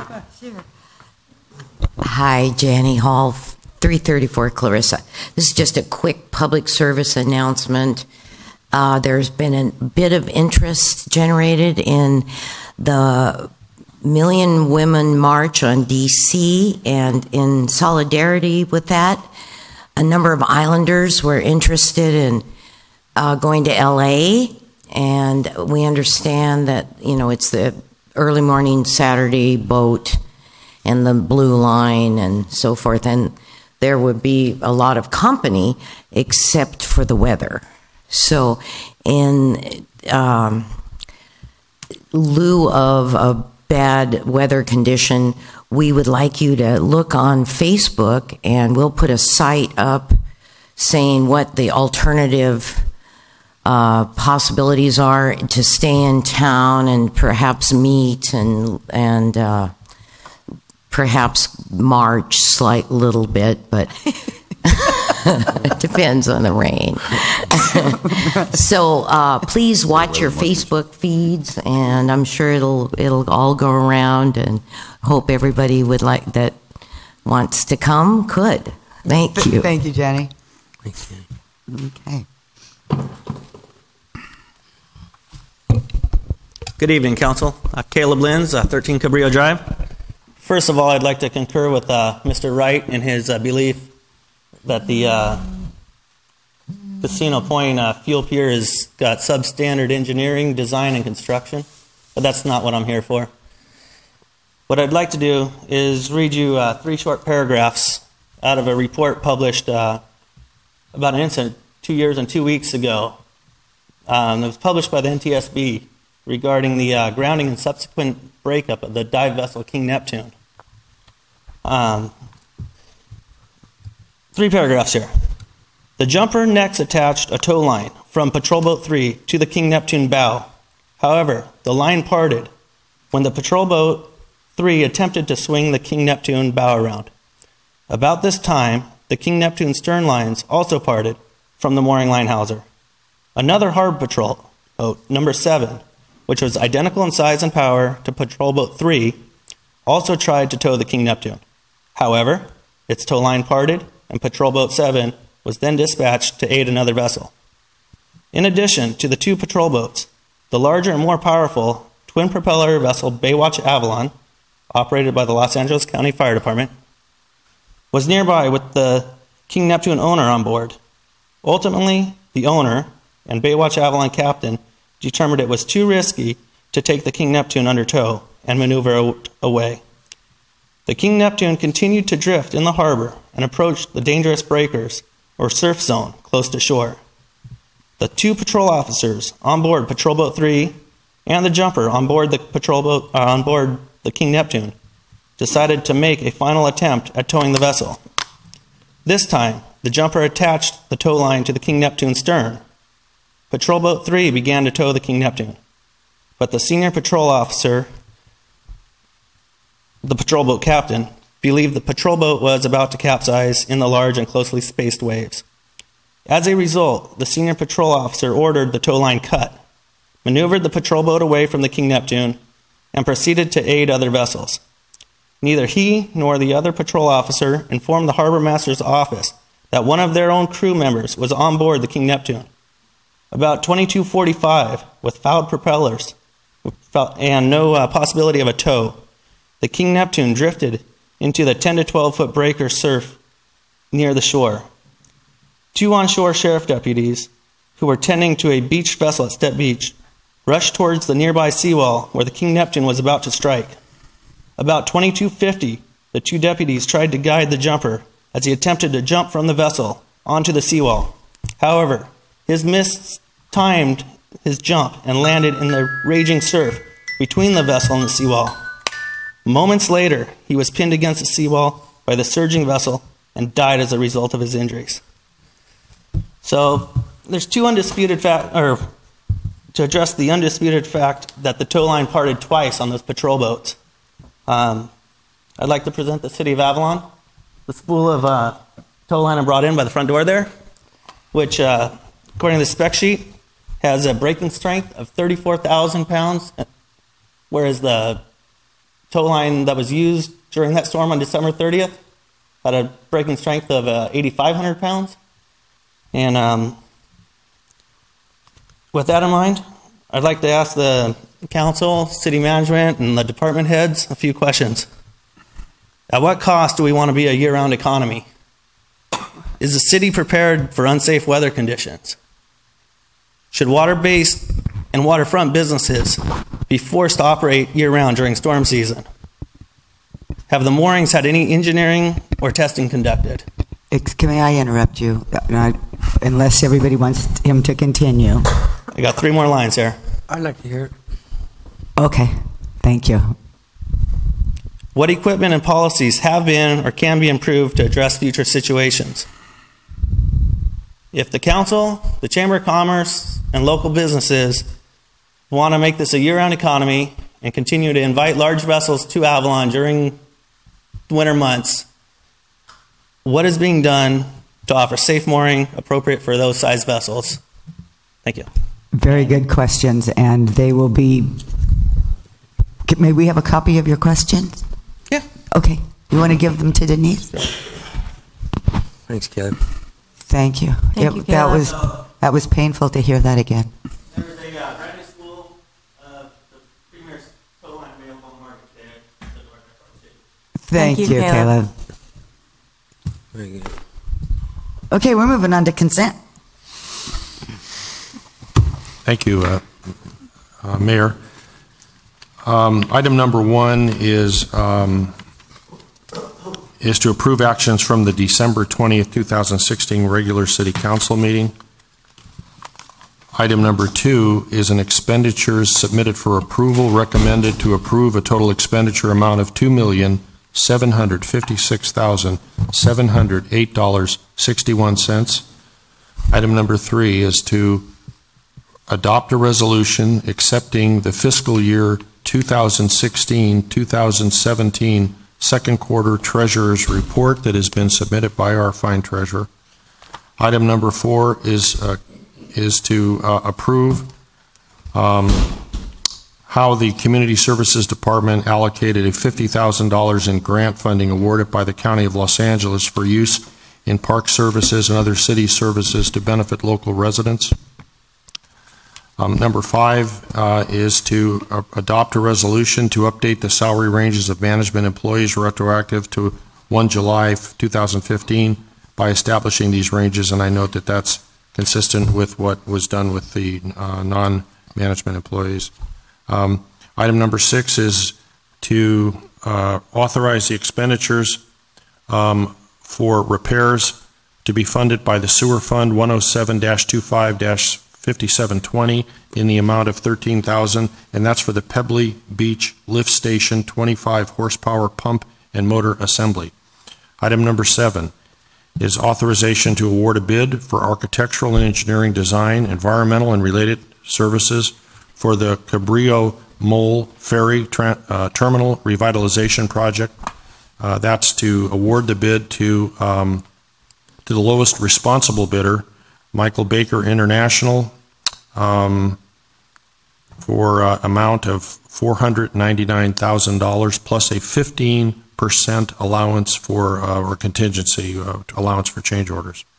Item number 8 is a waterside permit application, Harbor Breeze Corporation. It's recommended to make the affirmative finding that conditions set forth in the Avalon Municipal Code have been met and to grant the waterside project application to Harbor Breeze Corporation, contingent upon the applicant being restricted to Cabrillo Mole float space and only when cross-channel carriers and cruise ship tenders are not scheduled to be using the docks. Item number 9 is waterside permit application by Triton Yacht Services. Make the affirmative finding that the conditions set forth in the Avalon Municipal Code have been met and grant the waterside project application to Triton Yacht Services, contingent upon requiring the applicant to adhere to the cease and desist order by only washing boats that are designated. Item B is require the applicant to conduct washdowns as noted in the staff report. Item number C is to require the applicant to only have one skiff at the dinghy dock at any one time. Excuse me. Item number 10 is a second reading of the ordinance to regulate size of autoettes permitted in the city. parking of certain autoettes, and replacement of vehicle autoettes. The recommended action is to adopt ordinance amending Section 44-1705, adding Sections 44-1705.1, 4.4, 1203, and 4-4-1704E to the Avalon Municipal Code to adjust the size of autoettes and vehicles permitted in the city, restrict the parking of autoettes, and govern the replacement permits for vehicles and autoettes. Item number 11 is acting as the successor agency to adopt a resolution of the successor agency to the Avalon Community Improvement Agency, approving a recognized obligation payment schedule 17-18 and successor agency administrative budget for fiscal year 2017-2018. We only have one more item, Mayor. Also, it's a successor agency, City Council acting as a successor agency in Avalon Housing Authority.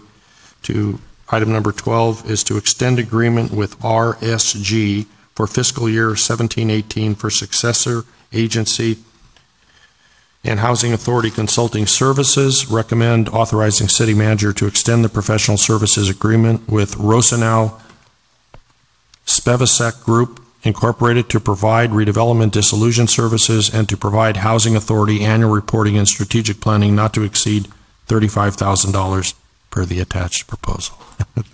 Thank you, Mayor. Okay. Council, what's your pleasure?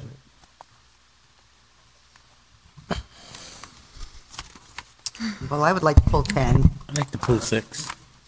I would 10. like to pull item number 5, and I have just a quick question on item number 8. I'm not sure. Yeah, I'd like to pull 8. I want to pull 8. 5, 8. Or actually, all I have is a question for 8 too. Yeah. It's probably going to be directed at the harbor master, I think. Why don't we just pull it? Okay, It'll let's be pull it. easier. Yeah, 'cause let's talk about it. 5 and That's a 8. big So vote. 5, 6, 8, and 10. And wait a minute. Is that what I got? 5, 6, 8, and 10. 6, 8, and 10, all right. Well, Lee, you have any? No, Okay. I'm happy. Okay. Got a question at 7. Move staff on 1 to 4, 7, 9, 11, 12. Good job. A second. Okay. Comments? Okay, let's call for the vote.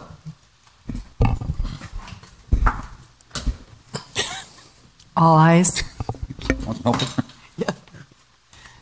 5, 6, 8, and 10. Is that right? Let's get a question Yeah. at 7. 5, 6, 8, and 10. I'll do that after. 10. Okay. Okay, so 11, 10. Number 5, very quickly. Mayor, I would respectfully like to pull this item from the agenda and address it at a future agenda, possibly in closed session.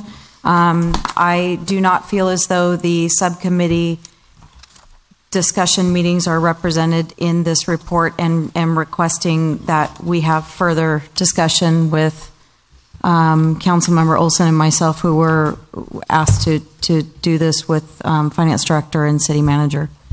So I'm not prepared to stand behind the findings here, so I'm asking that we just have till the next meeting.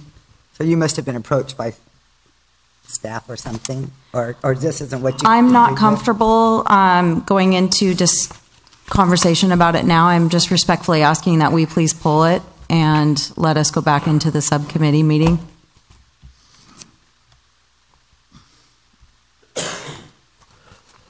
Okay. It'll be okay with Like me. Yeah. Thank you. 6. 6. Dennis, is Dennis here? He's hiding back there. Here Hey, he Dennis. is. Hey, Dennis.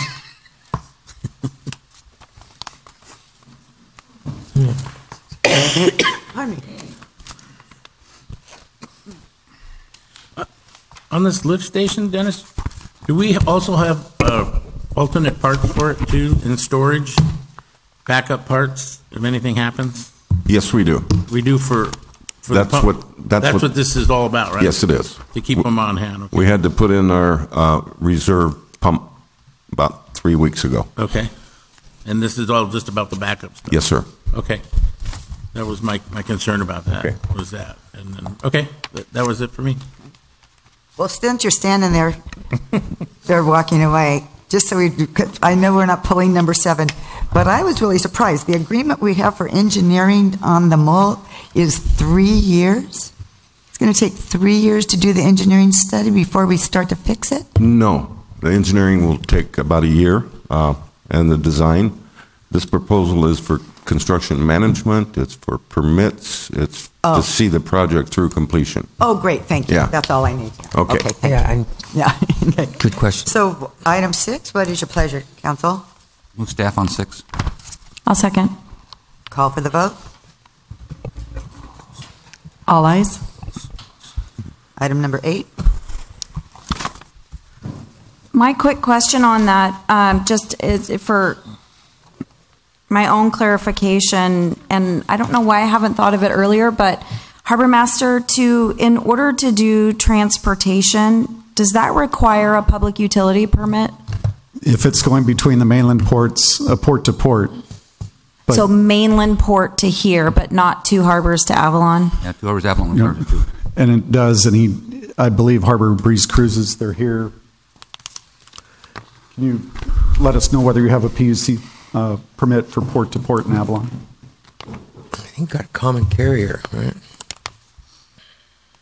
Hello, Honorable Mayor and City Council. I'm Dan Salas, CEO of Harbor Breeze Cruises, and we've been licensed by the PUC since 2006. Great.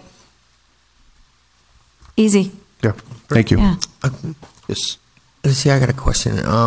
And just for clarification, we've requested that we're on call as needed, so we just primarily do charters, no scheduled service as of yet. You have an 80-foot boat? Yeah. 83 foot. 83 foot. And a 65-footer, and you can keep it 8 here other year-round? vessels.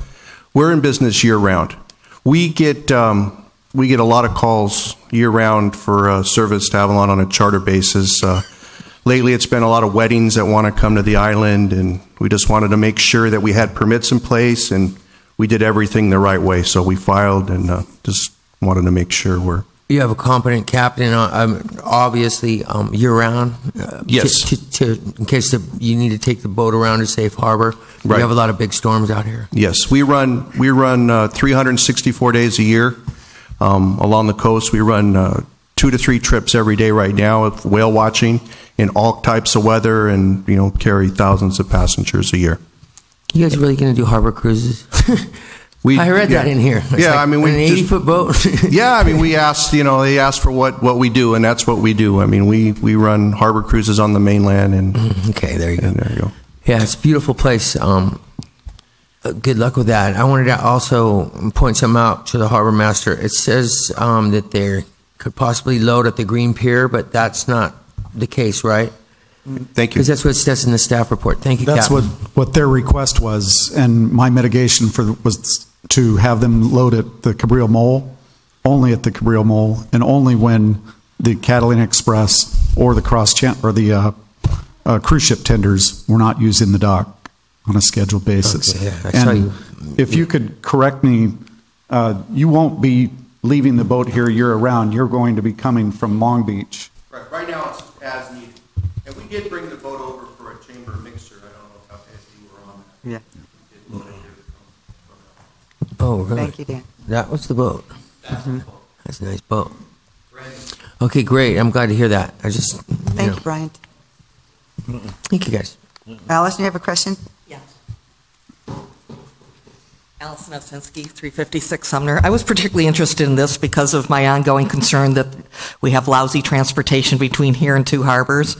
And, it mentioned that they were going to have regular transportation between the 2, and I was wondering if that is the case or if that's just wishful thinking, and what type of prices are we talking about, since everybody thinks, that $57 one-way safari bus is not exactly reasonable, and you can't get on the ferry unless you beg them to let you on.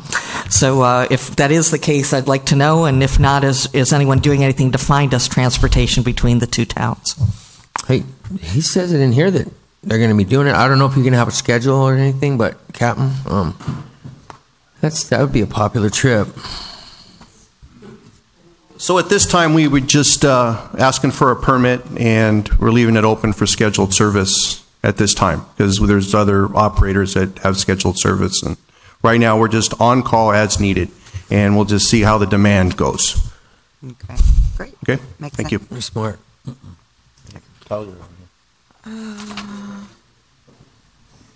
Is that? So hi, Collier Cook, 319 Triana.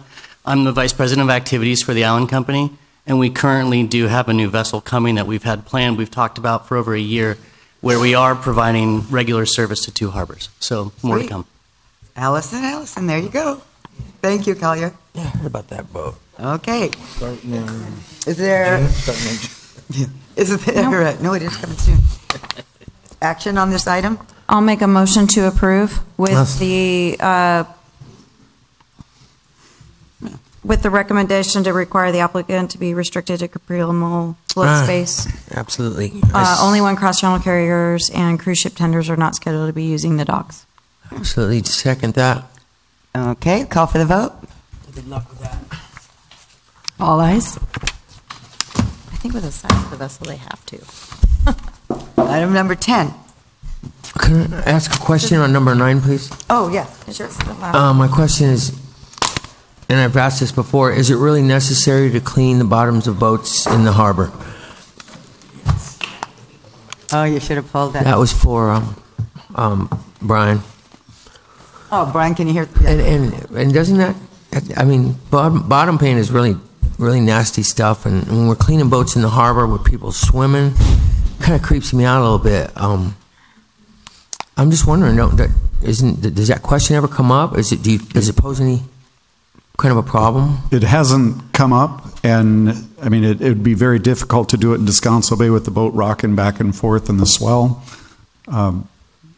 As far as I know, there isn't any law against. Yeah, that doesn't confront me. What does is the chemicals and what the cancer that bottom paint causes. So anyway, I just think that there's something wrong with cleaning boats where we have swimmers in the harbor, but we've got to find a better solution to that. It's an environmental hazard is what it is. I mean, it could be if it doesn't dissolve correctly or it doesn't wash out to sea. When it's dry, I don't know if it does anything when it's in the water, but I just know when you sand it, when you paint it, it's really toxic. So maybe in the future we could find another place to clean boats, the bottoms of boats besides in the harbor. I just don't think it's a good idea environmentally. I think we'd probably want to talk to the people who regulate what we discharge into the harbor and ask them the question, and then we'll bring back an answer to that. I think the city's had experience dealing with discharge issues into the harbor, and I think it is an important question that we need to ask. Okay. This guy got lucky, but... Yes, Allison. Sorry for twice in a row here, but, being the one boater sitting in the room, boats' bottoms have to get cleaned about every 3 weeks in the summer. You guys make it so difficult for boaters. Last summer, you couldn't beg people to clean the bottom of your boat. When it becomes a hazard is when you don't clean the boat frequently. When you clean it very regularly on a 3 to 4 week schedule, the boat paint holds very well. It doesn't disintegrate into the water. When you wait 6 weeks or 8 weeks because you can't get somebody to clean the bottom of your boat, that's when you have to use more aggressive methods, and that's what gets all the toxins into the water. So we want to encourage in-place, regular bottom cleaning. The more frequently, the better, because it's the least damaging to the environment.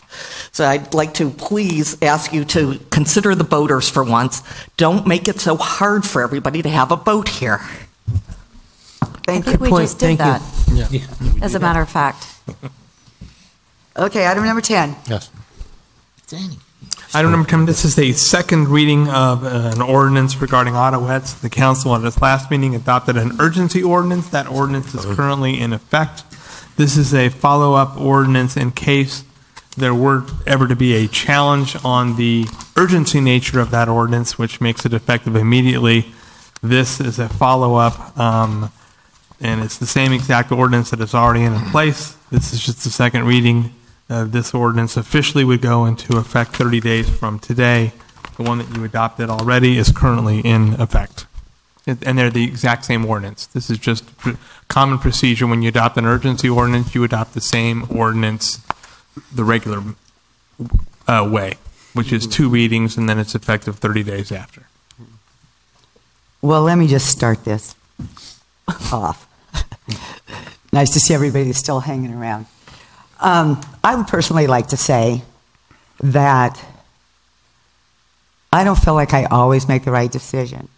And I want to change the decision I made last week, not because of community pressure, but I'm only one vote, but because of reason and logical reasoning.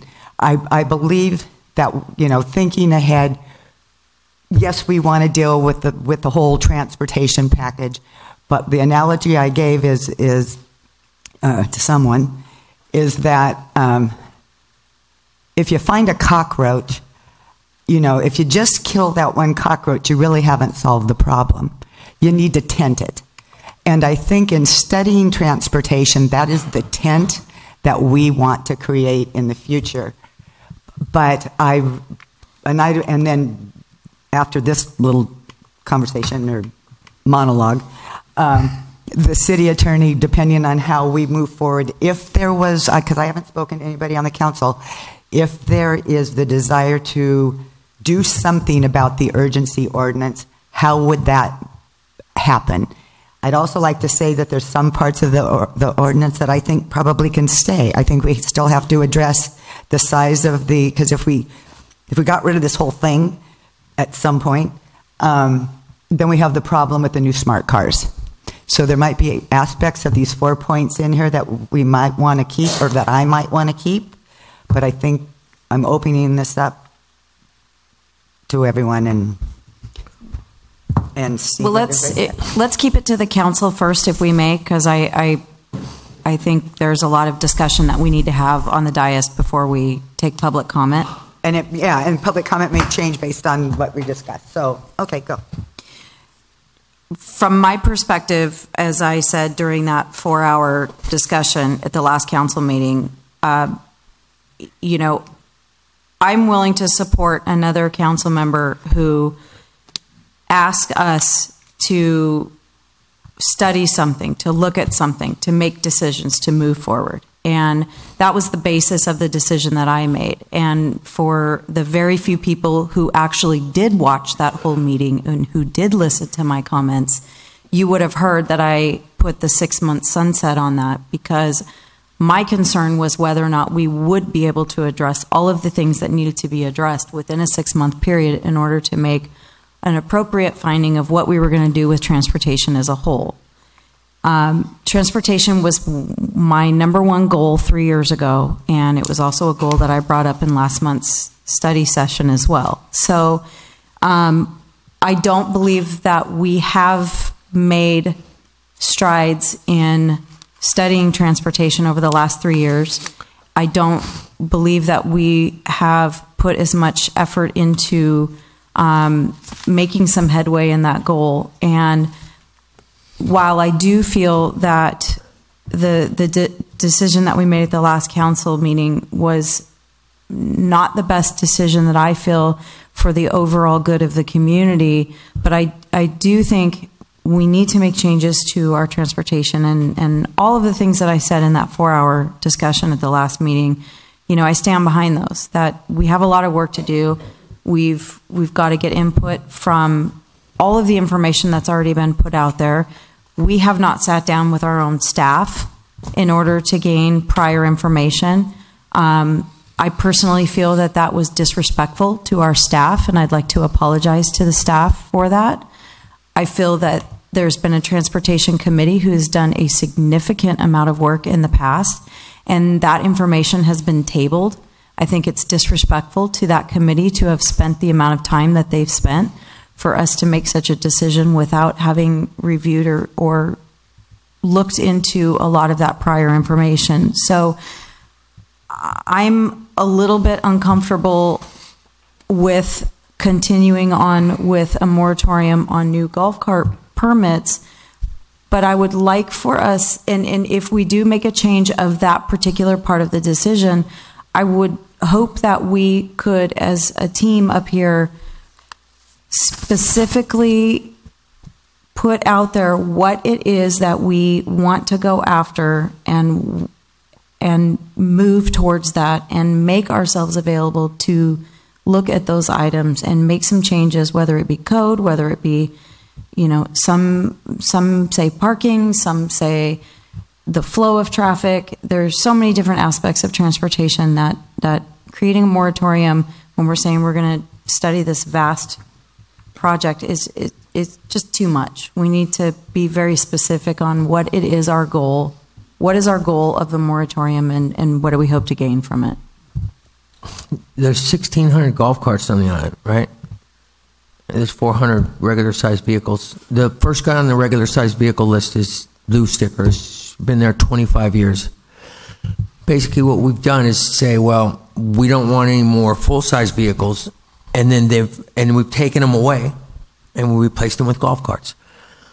How many more? My analogy that I used was, okay, so just like Edison was here, it's like we're pissed off at him because they didn't have the foresight and the vision to say, well, we need water.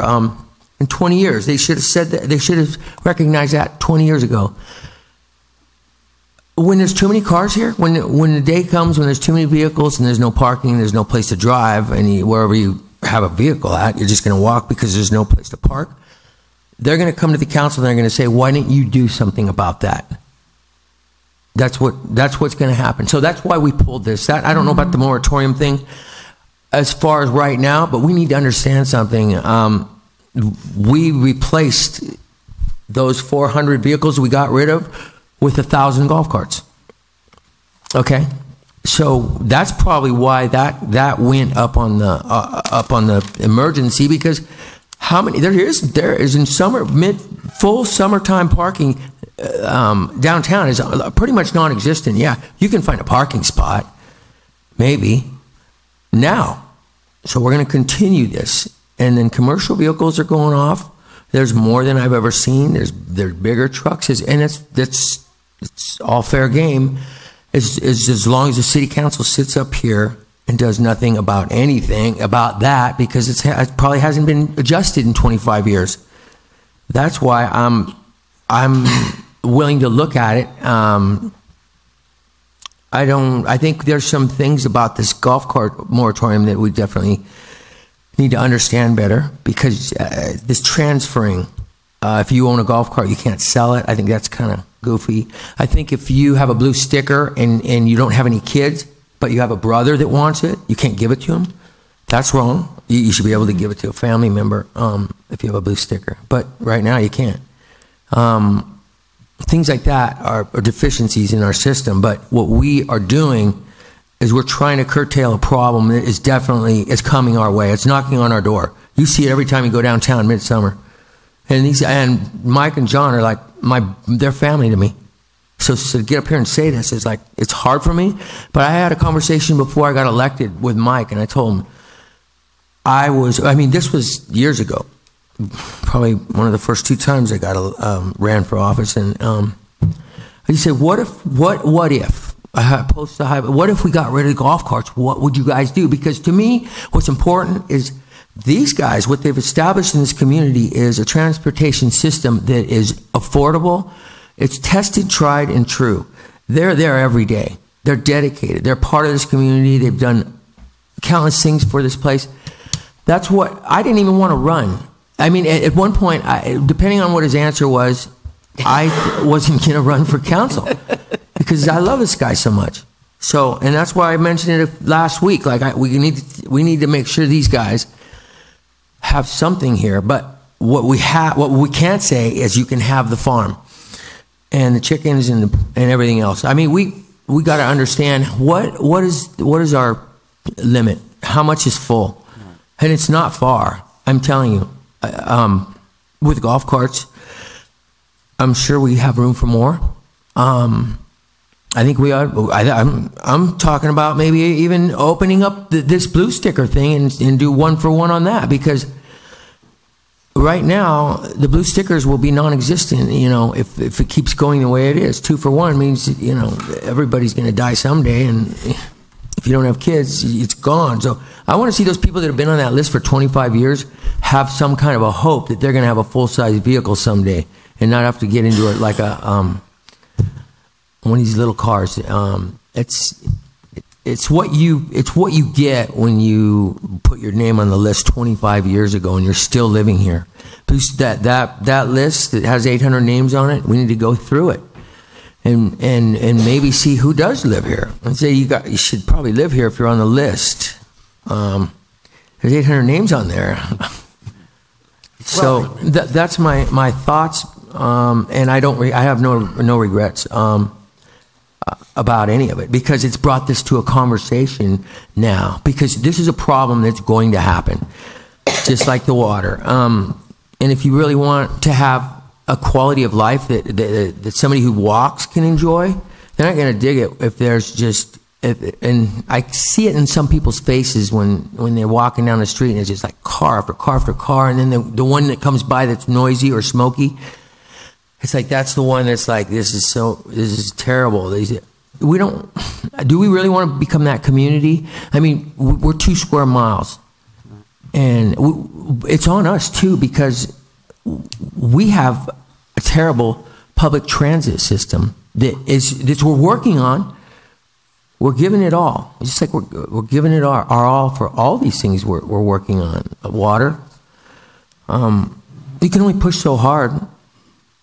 And what I feel we need to do is take all the information that was studied, take the transportation study that was done. There was a task force there that went for years, and they had a lot of information. And we need to understand how many lineal feet of parking is there, and how many lineal feet of vehicles are there,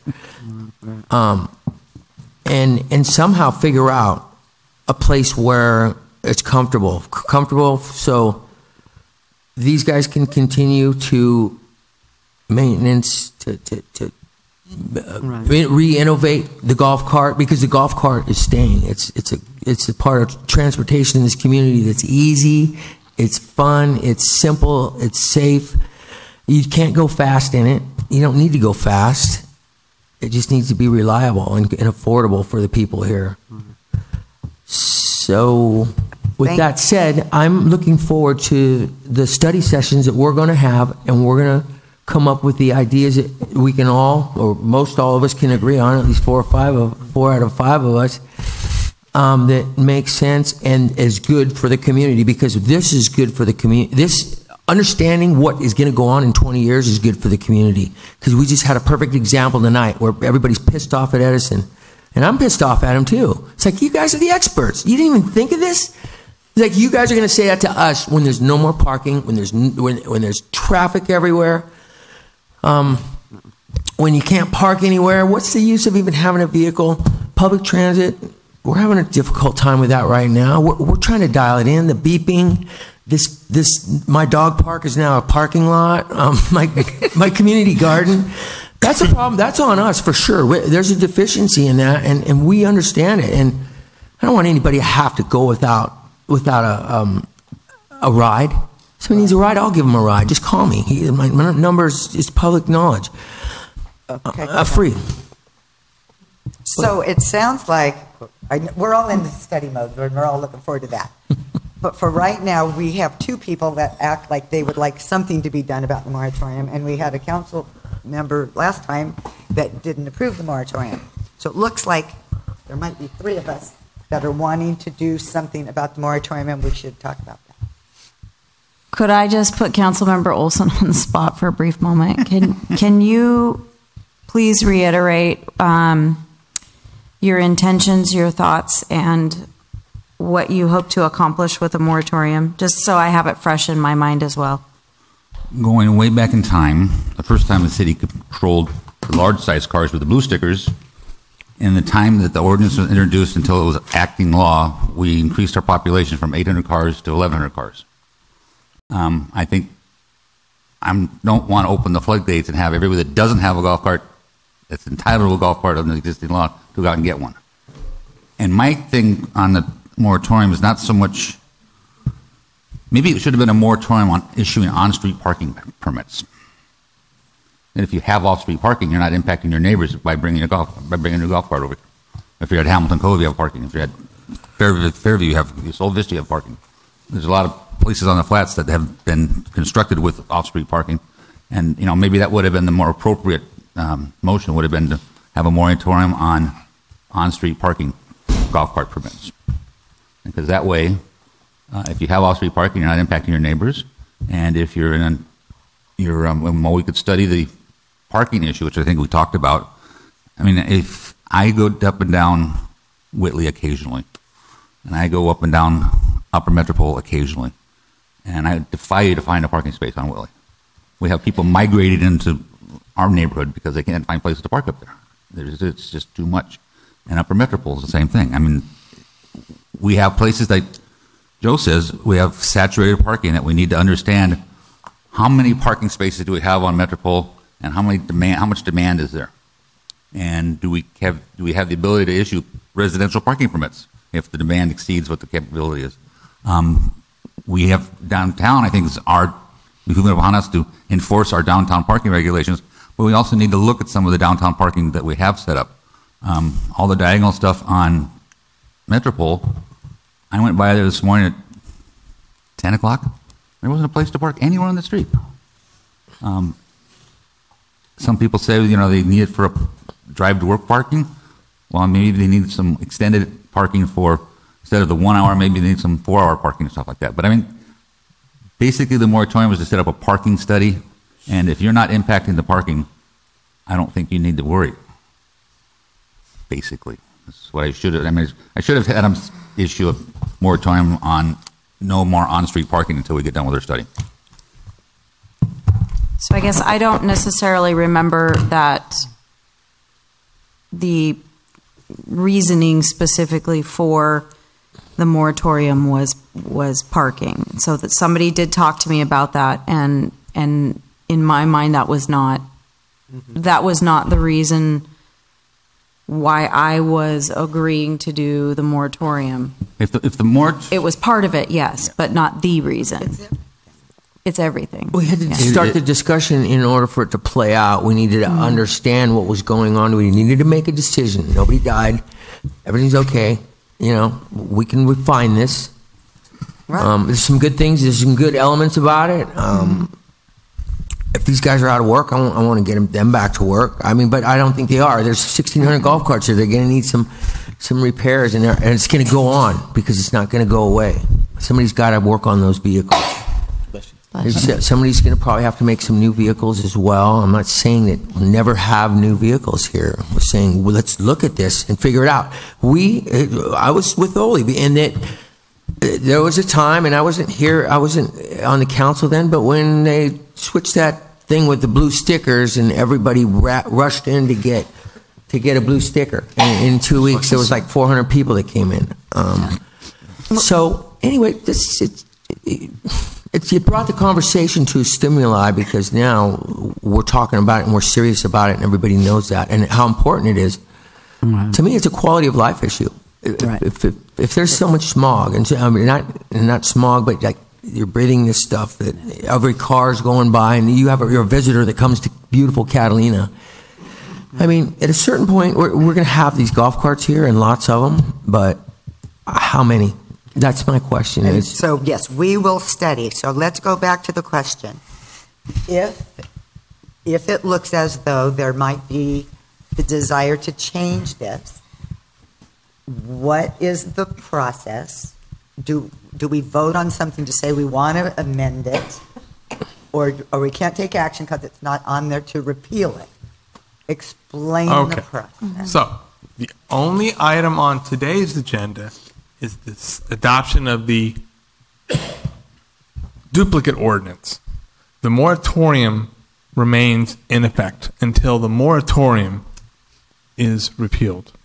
So if you don't take action on this, then the ordinance is still in effect, or you can vote on this, and the same one goes into effect 30 days from now. Doesn't appear that there's a support for that. So then the question is, What do you do with the existing ordinance that is in effect? So and that's not on the agenda, so state law says you can't repeal it tonight. But there's two options, two avenues for that. So here's what they are. The first option is at any time between now and whenever, you can call a special meeting, and if at that special meeting, by 4/5 vote, you vote to repeal the moratorium, then it's gone. Now, you can repeal parts of the ordinance that is in effect, and leave in the stuff about, the oversized vehicle and stuff. But you could do that it takes 4/5 vote, and that's effect immediately. I will remind you that what the council did is you allowed certain golf cart sales to continue until the existing inventory is done, or until people that had signed contracts. So that's if you have 4 votes to repeal it. So you just call a special meeting, you give us direction, and we'll do what we did this time. We got direction, and we put it in paper and gave it to you. The alternate to that is if you don't have 4 votes to do it, and you have 3 votes to do it, then that is an adoption of an ordinance repealing the ordinance that is in effect right now. You need 2 readings for that.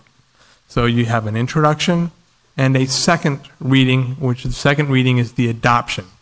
The adoption can only be done at a regular meeting of the city council.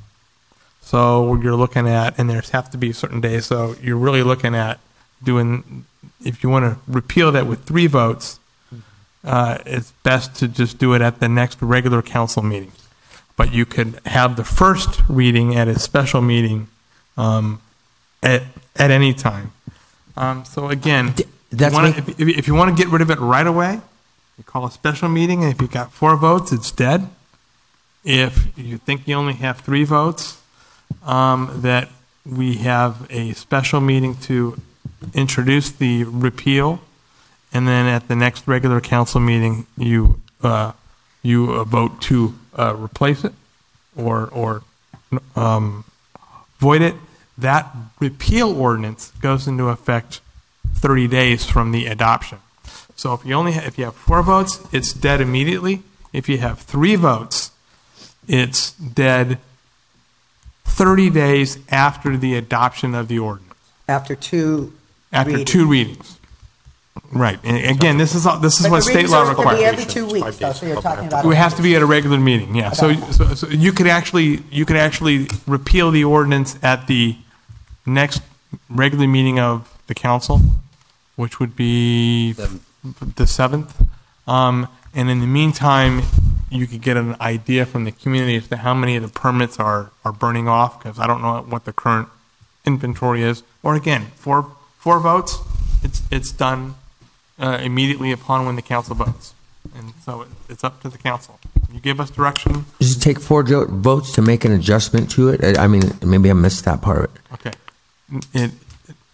Otherwise, there's some elements in there that are okay. It is okay. 4 votes to make any adjustments immediate. In other words, the day that you adopt it, it's done. 3 votes, you have 2 readings, and it's effective 30 days after the second reading. And again, this is state law. It's not Campbell's law.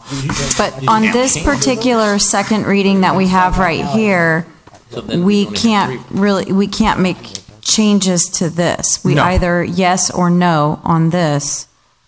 And then if just hypothetically, I don't want to set anybody up for making a decision at this particular moment, but hypothetically, if there is not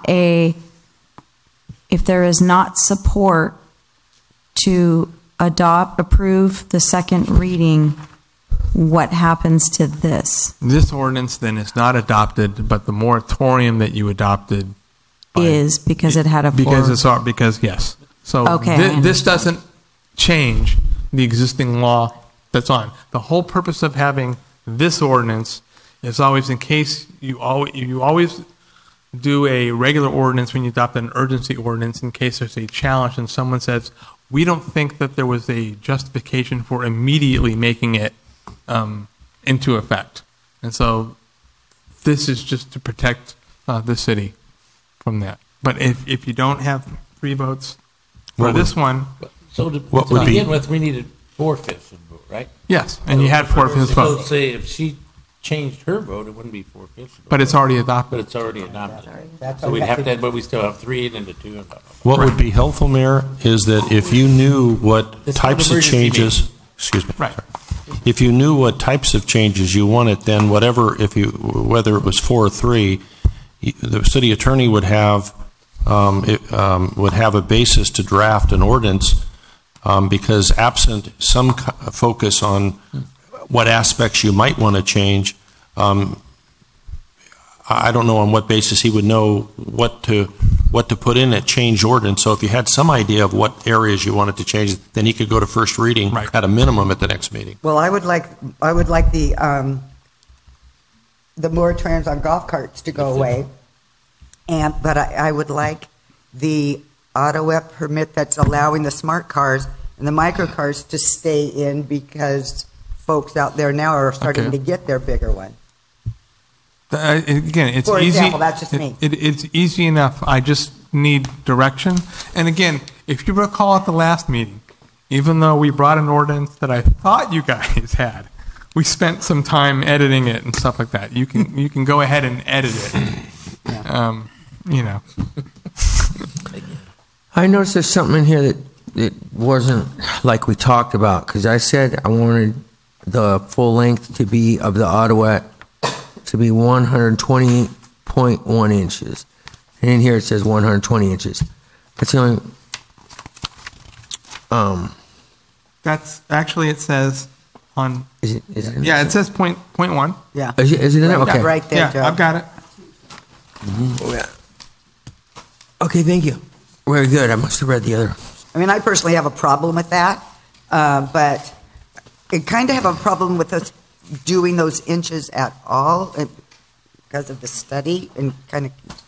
But No, let's just go back and not allow any of those things in any of those cars here. no, the smart car. I think we. The smart car, but not the Scion. Is Well, that I what you're think saying? I'd like to say, and the Scion will just fit right in there. And I guess every time the vehicles change and we look at it, we figure out what our protocol will be when everybody changes the wheelbase in something or whatever, and then we go from there. If it fits in the box, it's gonna be there. I mean, I don't think there's been any adjustments to this in how long? 15 years, 20 years, 25 years. I don't know. So That's why we need made an exception because there was a community came out and said they wanted these cars. They don't like a golf cart, open, affordable, comfortable. They wanted these cars that you can get inside and they feel safe in those, and so that's why this happened. But there's the Scion, which is a good car, and it's only 1/10 of an inch bigger, and it's a better quality vehicle. The other thing, just so you know, just to cover all legal options, is if you made changes to this ordinance, you could have today be the first reading of an amended ordinance, and then you adopt it at the next meeting. So you don't have to have a special meeting, but I would need to know what the language is. I would prefer to come back and get direction and come back at a special meeting, and then the effective date is still the same unless you have 4 votes. So it's just a matter of counting how many votes you think you have for a repeal. Sharing what we'd like, I could go along with getting rid of the moratorium on off-street parking golf carts, but I still think we need to get the study done and get an analysis done on on-street parking permits. Hi, Yoli Montano. I understand, we've been discussing this parking structure for a while now. I'm on the Planning Commission, and I think that we need to get a grip on what's going on with our parking structure. We need to get more help with Dudley and find out through the city and through all the cars that are registered if, in fact, I know plenty of homes that have 3 golf carts to 1 resident. We hand out oversized permits to overtown construction workers that come and go, that park on the street overnight, that park all day long, that do, their personal stuff, and that's not what, they're not complying with their permit. We need enforcement is what we need. And we will get a handle on our vehicles. But if we don't know what's going on, because we don't, then you're just automatically going to let's just do the extreme and do a moratorium. No, the buck stops at the city. And we need to know what is in the files and what vehicles go to who and how many people have permits, how many have, I see people have commercial golf cart stickers and their children are driving to school. I mean, yeah, the buck stops here. And we can get a grip on our vehicles. And I'm so happy to hear that you guys have a change of heart in listening to our community. Thank you. Yes. No, I'm just stopping the time. Oh, I'm keeping kicking 3 minutes. Kicking me out. Oh, yeah. I think we know enforcement is a lot of the problem, and it's a big part of the problem. And The biggest I'm excited that when it turned, a lot of the enforcement is done by code and also with cooperation from the sheriff's department. And I'm excited that there's going to be a new ticket book coming out where the sheriffs can be more involved in actually citing, because when they can write a ticket and those folks have to go to court, this is what I learned from Dudley, and they have to go to court, that's where it gets tough. That's where they have to listen to the judge. So you can't register. There's just a lot of good things. So enforcement by law enforcement will be very helpful in that, and them and code working together. And I think we'll be moving forward in that direction. We have no.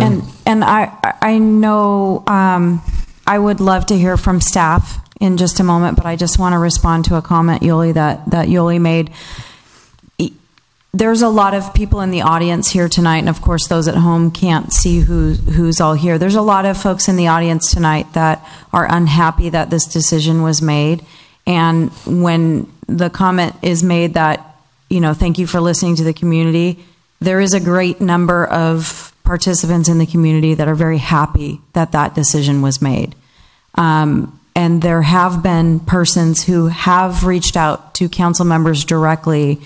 And I know because a couple of us have said, hey, have you gotten any feedback from the community? So there are members of the community that are happy that this decision was made. So it's part of making difficult decisions as a council member, is that you're never going to make 100% of the community happy 100% of the time. So sometimes difficult things happen, but there is a lot of support for this moratorium out there.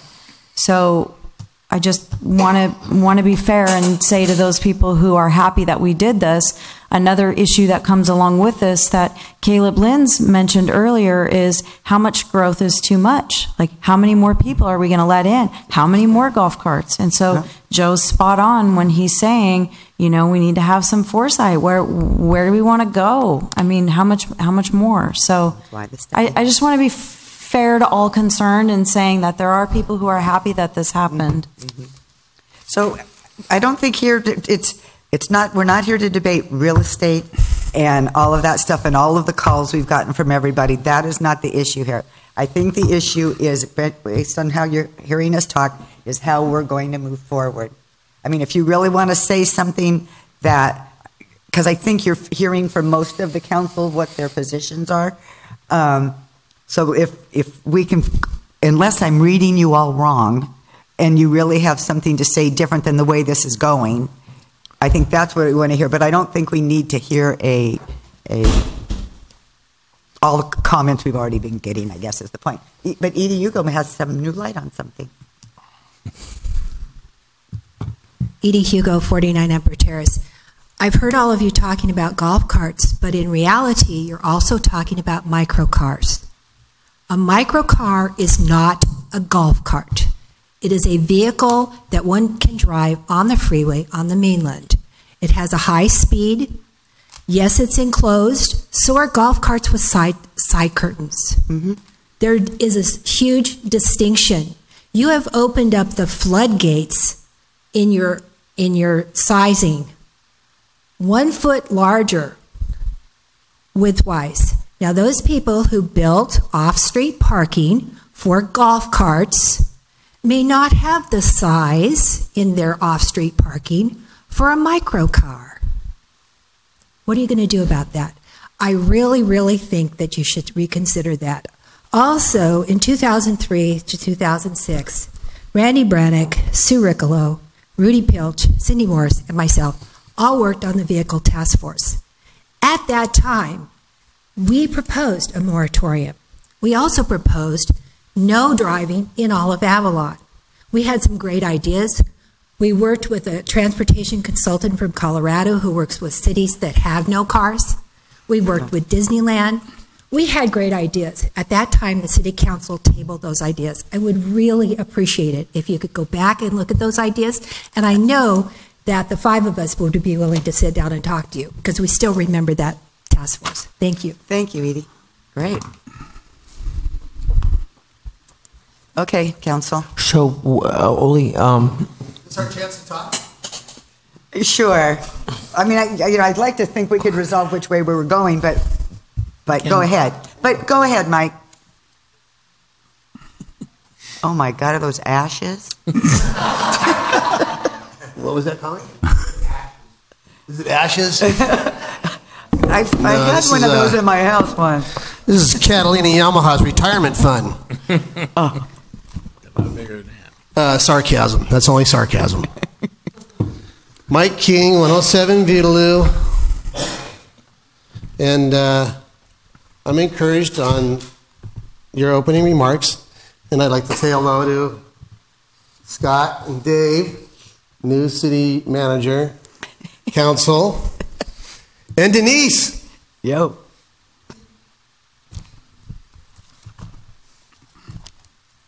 There's many things to talk about. Philosophy, ethics, restriction of free trade, esoteric behavior, undue stress on the city employees, economic damages, and of course, sleepless nights during the holidays. But there's really two things I want to talk about. It's the law and history. Law is the standard that we make sound business decisions. Gives all businesses a fair and level playing field. History is the study that teaches us not to repeat those mistakes from the past, thinking it'll have a different outcome. So, time manager, how long do I get? You have another minute 32 seconds. Very good. I got 3 pages, but I write big and I skip lines.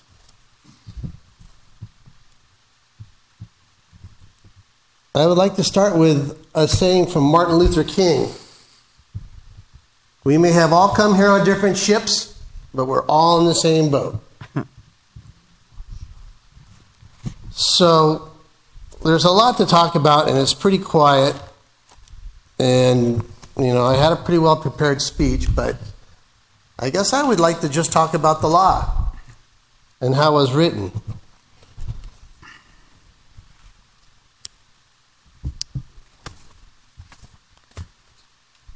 I'm dying to know what's in that box. What's that? Dying to know what's in that box. Okay, I'm glad you said that because I was getting cold feet for a minute, but I'm going to stick with my speech, and it'll probably take about 10 minutes, if you may bear, 10 if everyone minutes? may bear with us. 10 minutes? 2012. Remember we had a meeting, Scott, about some vehicle problems we were having at Catalina Yamaha? The DMV was turning back some registrations we were trying to get through. So the people at home, they can Google this law. I don't think we're going to give you 10, but go ahead. And we talked about definition of golf cars and what a golf car needs to be on the street. A golf car is a 2-seat vehicle. And some people are turning them into 4-seaters. Well, the DMV caught up with this in 2009. This was made in 2009. That golf cars needed to have specific motor standards, vehicle standards. Modified golf carts that go over 15 miles an hour and have 4 seats. And we discussed that it has to have the proper federal motor vehicle safety standards, appropriate labels, 17-digit VIN number, and applicable emissions standard label and body type golf cart. So my question to Scott is, if any vehicles are being put on the street that do not meet these, would that be a violation of the law?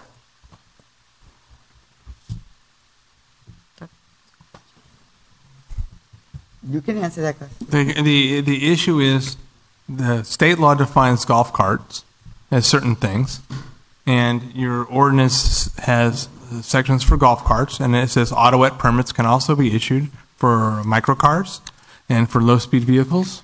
And so the issue that we dealt with in 4 or 5 years ago was porter vehicles, not golf carts. Mm-hmm. So, I mean, I can't really answer the question. Our definition in the ordinance of golf carts is what the state law ordinance definition is. This ordinance dealt with golf carts and micro cars and electric low-speed vehicles. This is state law right here. This is state law. For golf carts. This is state law, the VIN 2009-17. If a person puts a car on the street and doesn't apply to these, would you, or it's a yes or no question, would you say they're in violation of the law? I don't know what these are, so. What, you don't know what that is? I don't know what he's got in his hand. So Oh, I'm I not see. going to answer that Well, question. if that, Yeah, right. this probably isn't for a discussion, but Right. he can take that and get back with you. I gave it to him 4 years ago, so. Well, We're just this- discussing that, and there's other items to discuss. Are we breaking the law? Is that what That we're doing here? ordinance is golf cart registration procedures. That Yes, ordinance that's doesn't talk about mini cars or micro cars. Correct. So, we're going to go back to 1975. I don't know if that's helping us. 1975. Are you familiar with the CDC 21100.5? 1975, CBC. But that is a law that says Catalina, Avalon can make their special vehicle laws, like you people are doing. This is the law that says you can make special rules. State law. This is a state law. Okay, Mike, Holy cow. with all due respect, this isn't going to help us make the decisions we're making tonight. Correct. And when we have meetings and we need all that stuff, all of this information would be helpful. But I don't think it's of any help with what we're doing right now. Yeah, I'll agree with you there, and I do have this prepared, and I'd be more than happy to save it for later, and I would love to participate. Great. So we will skip all this fun stuff, because I had a lot of fun stuff inside this box. I'm sure you did. This was just the hard Now part. I don't want to know We were what's just in getting there. to the fun stuff. So, in the bottom of the Pandora's box are your regulations, your ordinance. Now, it sounds like you're tending to change it, which would be great, I guess. But there's many sections in here that are very, aren't real clear. And you know what? We can deal with all of those in our study sessions. Okay, so there's a lot of questions on these laws. If you don't intend to pass this tonight, I would be more than willing to wait to discuss them. No, that's awesome. If you're intending to pass any of these sections tonight, then we need to discuss it now so the people at home know what you guys are passing. Because there's not very many people that have really seen this. I mean, you guys discussed it a month ago, 5 days before Christmas. You sprung it on us out of nowhere through the holidays, and now, we just Want to know what's the real deal. Mike, we didn't try to do something to like hurt you. Okay, that wasn't the.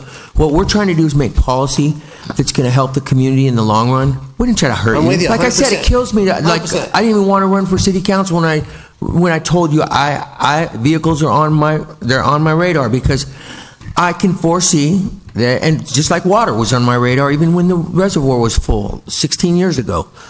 I can foresee some things coming up, and we want to help, but when you spring this on us like that, if it wasn't for you seeing me on the street that one day, we would have never known. But the guy from the mainland, he was here. How does the guy from the mainland get the information to come over here, to come to a meeting that nobody in the town or even your staff has information on? It's public knowledge. The decisions we make and everything on our agenda is public knowledge. There's stuff in here that's mind-blowing. Okay. So if you're not intending to pass any of this, I'm more than willing to sit down and listen to your good people. But if you're intending to pass any of this, I would like to discuss it and see if you guys really know what this means. Okay. Thank you, Mike. I'll check. And thank you.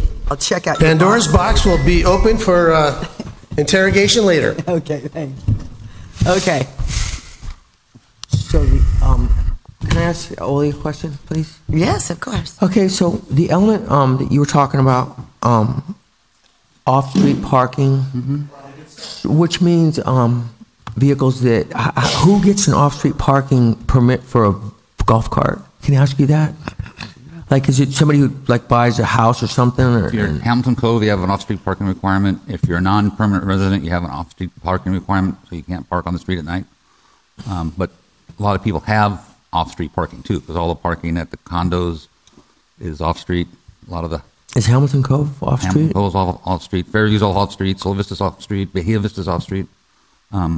Recent Construction's off-street. Is that different permit? No, right now they have a regular. It's tan, I think, this year for the regular permits, and I think the off-street parking permits are orange or something like that. I see. So what I would be willing to go along with is that we have a moratorium on issuing the tan permits, and we don't have a moratorium on any other color permits until we can get the study done. How many permits are we going to allow? We're going to draw up a bunch of new permits for every little thing, off-street parking, in-street parking. He's not making new permits. I don't know. I'd like to hear from Dudley. Me too. A little bit. That's why we need their study. I mean, Dudley's our staff. Our staff is directed by the city council. They do what we direct them to do, just like our code enforcement, which does a great job. But unfortunately, up until this point, it wasn't discussed for the last 25 years. So that's why we got to nail it somehow and understand exactly what we need to do to make a decision so we can direct our staff. And they'll make decisions based on what's the direction we give them, not like what we're having now. You got one house that has three golf carts. I mean, this is something that's it's been looked over. It's laid back. It's Catalina. Hear from them now. But it's getting to where we have to start enforcing the law. We have to start coming up with direct ways that we can direct our staff to make this right. That's 90% of the problem. Okay, Jack, I'm going to give you a minute. Okay. I'm in the process of selling my house. The people that want to buy it are from the mainland. They want to come here. They want to live. They want to be part. Every house is entitled to one golf cart, whether it's got a permit to overnight or not. And they like to be able to get to their place up on Middle Terrace. So why don't we open that up, that if you don't have you can have a off-street parking, but you're able to get one if you own a house. Or you have an apartment, right? That's part of the law. I don't think it's going to go away anyway, is it? That is the way the law is now, yes. Yeah, that's one per place, so per occupancy for that. And I don't feel comfortable changing that right at this moment through this moratorium. Yeah. And the thing we were saying is here, a realtor is here, but they're trying to sell homes and create, production and things for this town, new people that want to live here and be a part of our community. To say they can't have a golf cart and they got to walk to Middle Terrace, Right. or Upper Terrace, or way up over on the hill here, or call and wait for somebody to come pick them up to go to town. Yeah. No, we know. You know, We so know. that's all I'm saying is I think it was a little sharp that we, with a moratorium, at least you should give the opportunity to the people that own the place to be able to buy a golf cart to live there. They can't get a full size, so it's a golf cart and it's off-street parking. So they got to come home and they got to have a place. You know? I'm just going to ask a question of the audience. How many of you are in favor of this moratorium? 2? Okay. How many are not? The point is to take the time to study the issues that we have with traffic, enforcement, parking, and permits. Then I'm for it. Give the mic. Can you get up? Yeah, you got to get to the mic because people want to hear you. You're saying something interesting. Well, I was here last meeting, and I thought the issue was to put a moratorium on issuing more permits for golf carts or full-size vehicles to allow you the time to study the issues of enforcement and permitting, size, parking, traffic laws, et cetera, then I'm for it. I didn't think you were saying that nobody can have a vehicle anymore and nobody can get a permit anymore. I thought you were saying that you just wanted time to consider all the issues the town is facing. That's what I thought it was about. So if that's the issue, I don't see a problem with that. I don't know why everybody's all huffy. That is what it was about. Well, but I can understand why they are huffy. You happen to have a golf cart. The issue will not take 60 days. What's okay? that? The issue will not take 60 days. 6 months. 6 months is what we said. I mean, yeah, but you had it at 2 months. No, we 6 months. 6 months. 6 months. But a 6 months more. But a 6 months. That's even worse. Exactly. Okay. John, 346 Triana. At least you're smiling now. You haven't been smiling the last couple of days. No box. You haven't even said hello in the last 2 weeks. So anyway, nice to see you at least talking to us. Okay, so how long has the restriction been on vehicles? Since 75? On regular vehicles? Yeah, on all vehicles. 75, I think. 75, 76, something like that. 76. The legislative staff We'll just say report 77 said so we can 72. figure it out. So it's it's 2017, which has been, 40 years? Yeah. 30 years? We've had that amount of time to study, and nothing's been done. We've studied this and studied this and studied this. And none of you councils ever made any decisions. Yeah. That's why we're here. All I've ever seen is buildings going up and more people coming over. The problem is not the problem is with the vehicles, but the problem is with the people coming over. You've got to somehow regulate the people. 1975. That was the enabling You're making a legislation. point. Can I borrow your box for a second? No, never. What was your point? But, how much more time do you need to study, really? It's been 2 weeks. We've been studying it. I mean, we're just getting this. John, you were a council member for 8 years. I was what did a you council do? member for 8 years. Well, we did a lot of things to change things around, to try to make things, what you're doing more fair and equitable for everybody. The problem is okay. You have Eucalyptus Hill coming in. You had the Bird Park housing coming in, the senior housing. You had these housing projects come, and they filled up with people. And granted, there was 800 cars. Now there's 400 cars. And you said there's another 1,000, but they filled them up with 1,000 golf cars. You've also filled the town up with thousands more people since then. And that's where the problem lies. And until you get a handle on that, you're gonna have problems with everything. Right. That's where you really need to start your study: is how many more people can we support, and the infrastructure that goes with them. Right. Thank you. Okay. Now let's back to what we're here to do.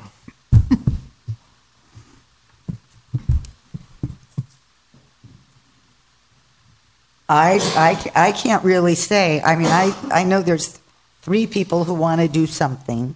I don't know about the other 2.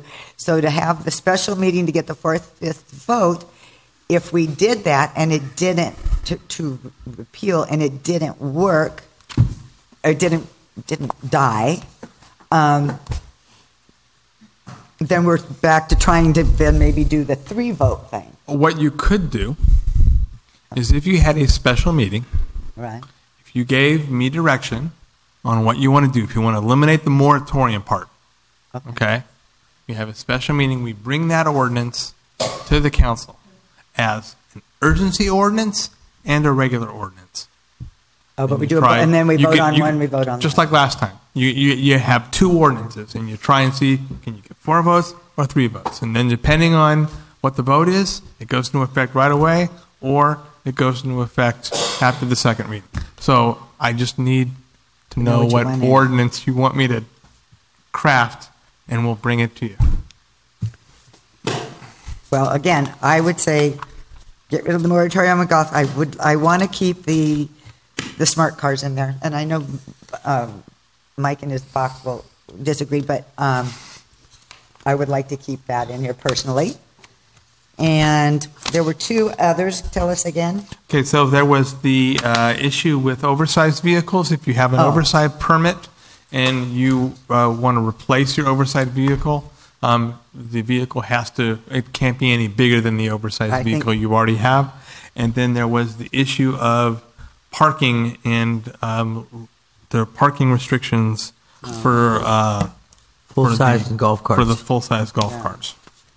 I think the oversized thing should stay, and I'm on the fence about the other one because I think that is a code enforcement nightmare for these folks to be able to just decipher one from the other, and I think they can both fit there personally.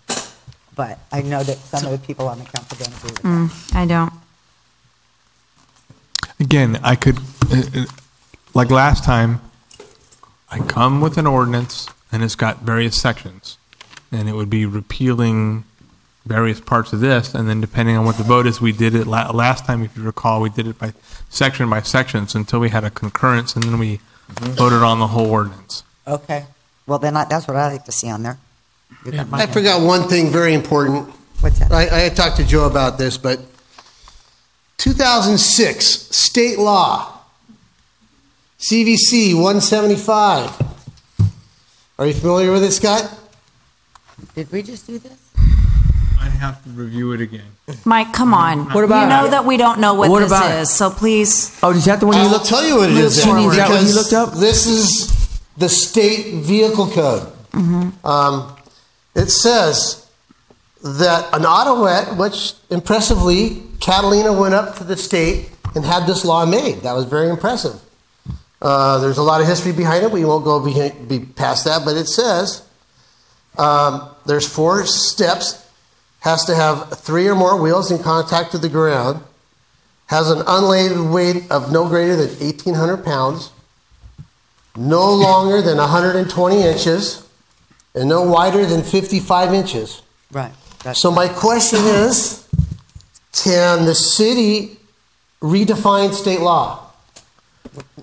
Again, the answer is our definition of autoet is identical to state law. They're talking about the wider vehicles are for micro vehicles, right? Not autoets. Micro vehicle is not a DMV term. Well, they're legal legal. Autoet is. Autoet's a legal term. Micro car is not a legal term. Okay, well, if we have to change that, but I think we don't need to change it. Micro cars they're allowed by the state of California. Yeah. What we have the ability to do is you have the ability under state law, and we just litigated this for the last 3 years, and we won. You have the ability to determine the types of vehicles, the size of vehicles that you want to have in Avalon. There's a state law that specifically says you have plenary control over the size, type, and number of vehicles that you have in Avalon, and the district court and the Ninth Circuit agreed. Okay. I understand your concern for sure, Mike. That would be with the smart cars. I just wanted to bring that. That was one thing I forgot. It's really important. So state law. I'm glad you read that into the meeting. Every lawmaker and every councilman for the last 25 years, if you're right, we're all going to jail. because we're all breaking the law. I think. I don't know. I wouldn't put myself on the line like this if I didn't have faith in what we're doing here is okay legally. Scott's an expert at it, and he's not going to let us get tangled up in things like that. Yeah. But I do definitely want your input on going forward with what we're doing now. You own a golf cart business. You want as many of them on the streets as you can, and I understand that. But you deserve to have something in this town. When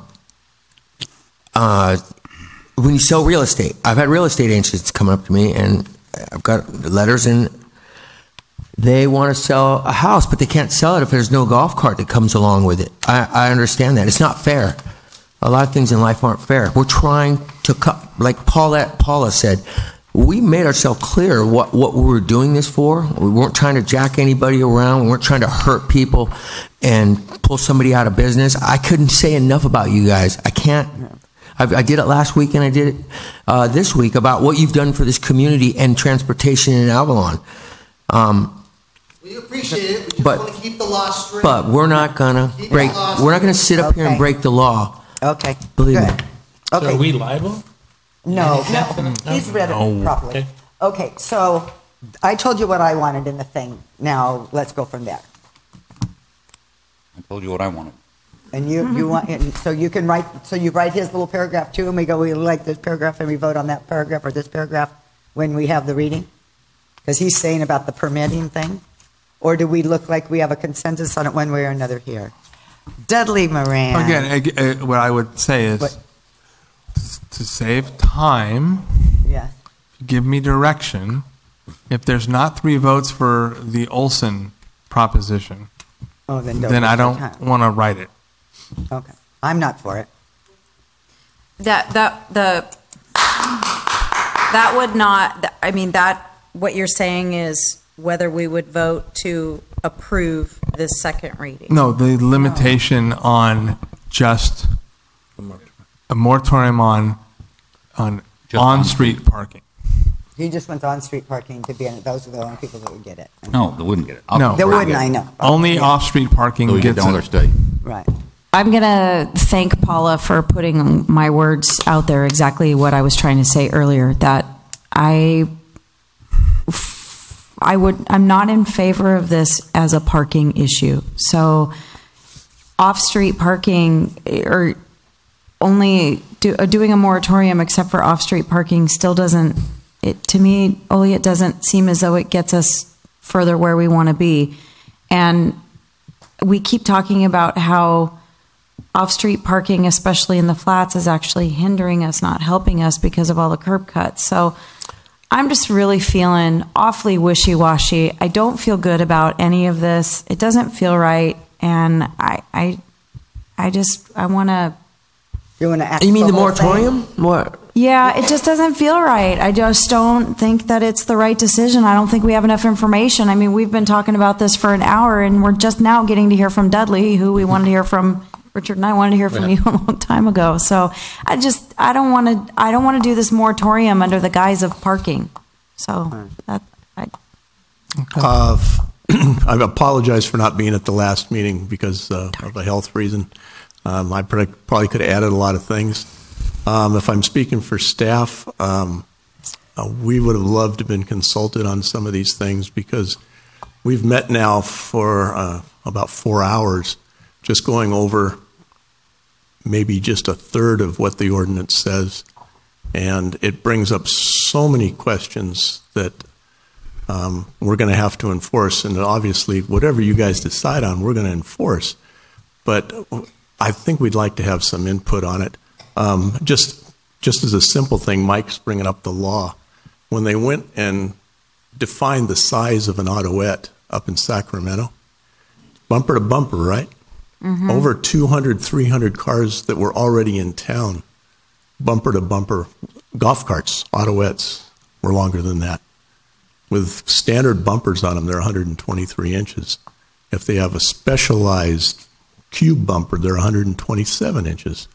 So that we've been measuring since then, we've been measuring body to body just because there were so many of those cars already in existence. So that's just a side note. So that's just one of the many little things we need to look at. Staff has looked at, as amateurs, we've looked at transportation things for 3 years. We've gone out and spent hours measuring streets and looking where we could change loading zones and where we could change handicap zones and all that. And we've got that put on hold because we wanted to have a transportation expert come in and say, we wanted to give them what we had seen and say, will this help the traffic flow? Will this help cause, maybe there's not too many cars if it's managed correctly. Right. But that's all stuff we need to sit back and think about. Putting a moratorium on these things, I mean, there's the one thing. If I go to try and sell my golf cart now, which was an investment when I bought it, maybe it's still a good golf cart. Now I go to try to sell it to somebody. If they don't have a golf cart at this point, I can't sell it to them, even if they have a residence to register it to. That wasn't right. Maybe I can sell it to somebody who does have a golf cart. Now they got to sell their golf cart, and that guy's got to sell his golf cart. So there's a number of different factors in here that I think need to be looked at first before you put a moratorium. It might on be things. better than the one he had. Right. And that'd be And just so, right now I've scheduled February 8th as the opening day for the the new vehicle season, which would be the day after your next meeting. I'd like to really have some clarification before I go into that season, because it's crazy enough as it is. Yeah. If not, if we want to push out the vehicle season and say it's not April 1st this year, we're going to give them a May 1st thing, then that's fine too. But just that's my 2 cents. If you have any questions, I'd be happy to. I have a question about that with the, again, because if we scrap the whole ordinance, we've got the new smart cars that are coming in already that are a little bit wider. Right. Does it appear that should be something we change so that can accommodate, or they should just be all legal non-conforming? Or This whatever is just on my side of it. I don't see a problem with adding newer, nicer cars to the streets. I mean, if that's somebody who's going to get one of those instead of a beat-up old golf cart, I just think it makes the town look better, and it's a so that a better, 2.5, a better vehicle. 4.55 inches isn't a big deal. No. So, yeah, like when we're talking respectfully, Joe, that 120.1, I know we don't want to add any extra stuff to the street, but, some guy comes in and gets 8 extra inches on his Toyota Tundra. Well, I get 2 golf carts at 123 inches, actually, that same week. Right. Did the guy taking up the extra 8 inches or the 240 inches I just registered to the street? So there's a lot of talk we need to have. You about register vehicles that are oversized? if they go to the hearing and the hearing officer approves it. So why would the hearing officer approve a vehicle that's oversized when the council told them that this is our ordinance? Because it's in the ordinance that they can come to the hearing officer and apply for. She can give those things away like presents then, because I see a lot of vehicles like that. But well, there's nothing in there that says she can't award it. That's something we need to talk about Right, too. that's something else, too. So the hearing officer has to have a clear ruling that says no, I can't give you that. It Right. can't just be arbitrary. She can't just say no. Well, now the truck I need, I've got 6 people in my family. I need a 4-door truck. The only one that I can afford, or the only one that fits in that package, is 208 inches, not 189 inches or 200 inches. So that's something that has to be looked at. I mean, I agree that the whole thing needs to be revamped, but throwing a moratorium on autoettes right now. And, Mayor, and if I have to, sorry, Mr. Olson, as far as the off-street parking thing, I think you're favoring folks that, I think there's an income disjustice there, or injustice. That, Mayor, as a newcomer or a returning oldcomer as a newcomer, I have never understood the concept that a hearing officer could grant something to someone that's not in the code. That if the code is specific and it says that this is the size, exactly, then I have never, I've asked that. I don't understand how we allow that. Right. So that's, it's like inventing law when you're a judge or another judge. It's inventing it. It doesn't. It's not in the statute. So when I've heard this before, it doesn't, to me, make any sense at all, and it's like making up stuff. And I've asked about this. This isn't a problem about staff, but I said there's oversized vehicle. You mean there's oversized? You mean they don't meet the standard? Well, then why don't they meet the standard?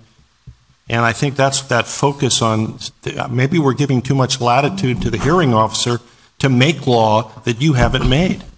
That just as the newcomer, so that's an ignorant comment. There's been no secret that our vehicle code needs significant overhaul. And so there's no loophole. Right. There's no loopholes in that. No, but it's there needed to be is done. a place in there where you can apply for an oversized vehicle. Right, exactly. And also, I mean, this is where we're trying to catch That's some why- of this with Right. having to come back every time you get a new vehicle. It's not just, I mean, this is what happened, I'll just say it. This is what happened with the Lieberman vehicle, that he had an oversized vehicle permit. He went out and bought a monstrous vehicle, and it's an impact to the community, whereas the previous vehicle that was an oversized vehicle wasn't. So now we're trying to wrap up that. Right. So I mean, the vehicle code in general needs an overhaul. It does. And that should be part of what we're studying, for sure. Right.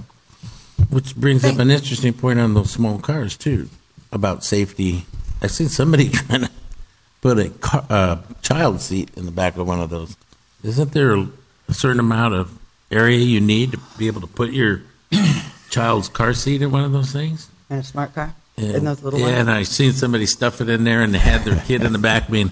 Yeah. Now, who's responsible for that? Is the city Is the city responsible for that? Not at all. Not at all. I mean, I seen it the other day, so Yeah. I mean that's just a legal thing, and I mean, I just, how good is that? I've just touched on a couple things, Right, but I understand. But there are a number of things that were brought up. Just a small member of the staff, we got together and we looked at some of the ramifications.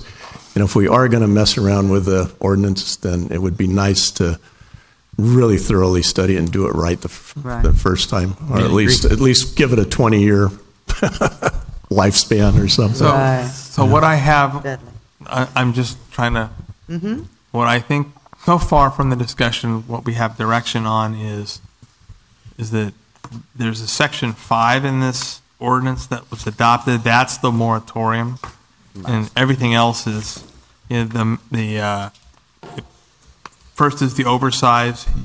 You don't get a bigger vehicle than you already have. That's the Lieberman issue. Right. Everyone seems fine with that. Scott, can I interrupt you for just a second? When I was reading through that, though, it looks like it still had the same language that said if you could prove you needed a larger oversize.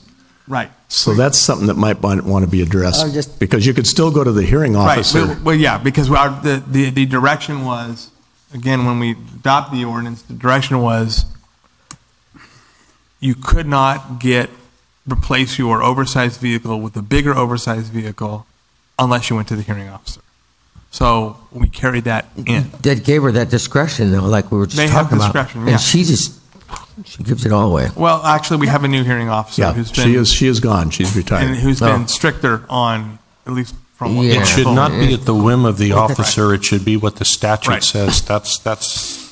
And I have to defend the hearing officer. She did everything under her power to try and obey our ordinances. So again, which was. So we have there are four things that the ordinance did. What I'm hearing so far is clear direction to get rid of the section 5 of the ordinance before you, which is the moratorium. To keep the no micro car parking on angled spaces. Keep the replacement vehicle no bigger than you have. We can, if it's direction, I can excise the part about the hearing officer, so that under no circumstances do you get a bigger vehicle than you have. If you already have an oversized vehicle, you don't get a larger one. Right. Period. Exactly. I agree. And then to keep the wider definition for the new microcars. Right. If that's the direction, I can come back with an ordinance, and we could just schedule a special meeting sometime next week. I just want to put out there that I still want to continue with the study sessions on Well, that would be at transportation. direction I just want to make sure. What's Okay. said that? I just, you never Did I know miss right something? now. You never know. great I mean, I just want Well- to make sure that we continue on. And I may have a little bit of, and again, we were also good about, voting kind of the whole thing in, which I think is really nice. I still might have trouble with the, from a code enforcement perspective, that those new ones have to park in the oversight and the big ones. I think we're setting ourselves up for failure. Personally. What? Okay, the newer, wider, Yeah. smart cars. They can't park in diagonal parking. But they can. We parked them in No, there. they can't. No, they're legally. No, we said they cannot. I wouldn't vote. I wouldn't have voted on that if they got that parking. Okay. In Well, there. again, you all may want I to understand. I saw you pull in there, but you can pull in, but you can't open the. I mean, there's no room on either side. Those spaces were made for golf carts. Okay, but you've got all these other little cars in there with doors. You got your porters and your all of We got to those say there. enough is enough, though. I mean, Again, I may not. I mean, it sounds like you all want that, so that is fine. But I just want you to. I'm not happy with that. But porters- it doesn't mean I'm. The Porter's not as wide as this. The Suzuki Samurais are not as wide as those new smart cars. They're extremely wide. I just think it's going to be a code. So if you have a golf cart and you park it there, and I mean that's just hypothetical. It's you pull in and your doors open up and there's a golf cart on this side, a golf cart on Well, this then side. are we going to now say that the golf cart shouldn't be able to park? And has this been a discussion? The golf cart shouldn't be able to park on where the full-size vehicles have to park? Yeah, we already said that. The signs are up. Oh, that just doesn't happen. Okay. Yeah. No, museum it does. All right. Okay. Okay. But Do we have direction? Yes. Wait. Okay, so hang on. I think Mayor Pro Tem Olson had something to say. Well, he didn't get even a second on his. No, but he can talk. I'm just, if we lift the moratorium, and while we study the issue, we will have a large increase in new golf carts in Avalon. Well, new is a nice idea. There's no doubt about that. Newly registered golf carts. I think if we can, I mean, I disagree with the fact that off-street parking is not strictly an economic thing, because Eucalyptus Hill has it, New Tremont has it, Bird Park has off-street parking, so I think that it's fairly distributed around town. And I think, to me, the impact is on the residential neighborhoods that are already highly impacted. Maybe try to bring in more and more and more golf carts, which you're going to try to do, or you're going to swap out golf carts for smart cars. It's really hard to listen when you guys are talking in the audience. So please, if you could let the councilman finish his comments. It's just, history will repeat itself as it did in 1977. Because we've been discussing it, we're talking about we're going to study it. Well, usually when you study something bad for some people come out at the end. I don't think it's what's going to happen here, but it could be perceived that way. And when the floodgates open, we're going to get a bunch of new golf carts in town. Well, by doing what we did is how we brought it to life. Excuse me, can I say something, please? Because it's important, Yeah. and it has to do with what he just said.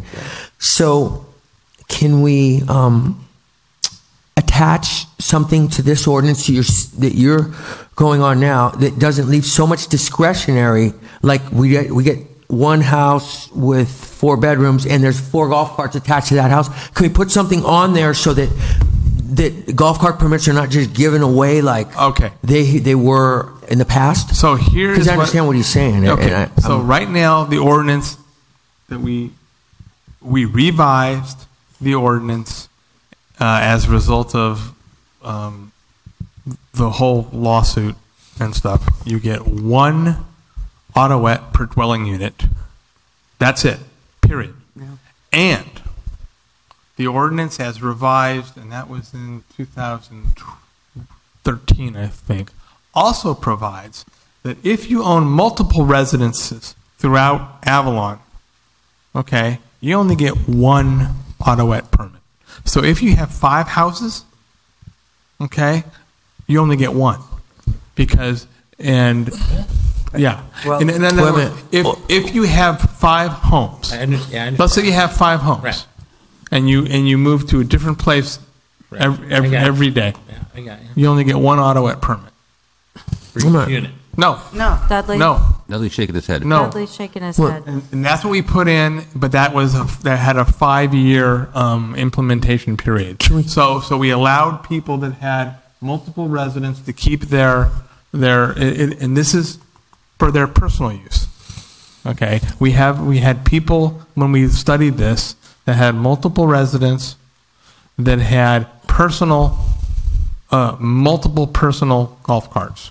And what the council did is they said that's not going to be the case anymore, and they gave a 5-year burn-off period, which is in 2018. But the ordinance does not allow people to have more than one golf cart per dwelling unit, period.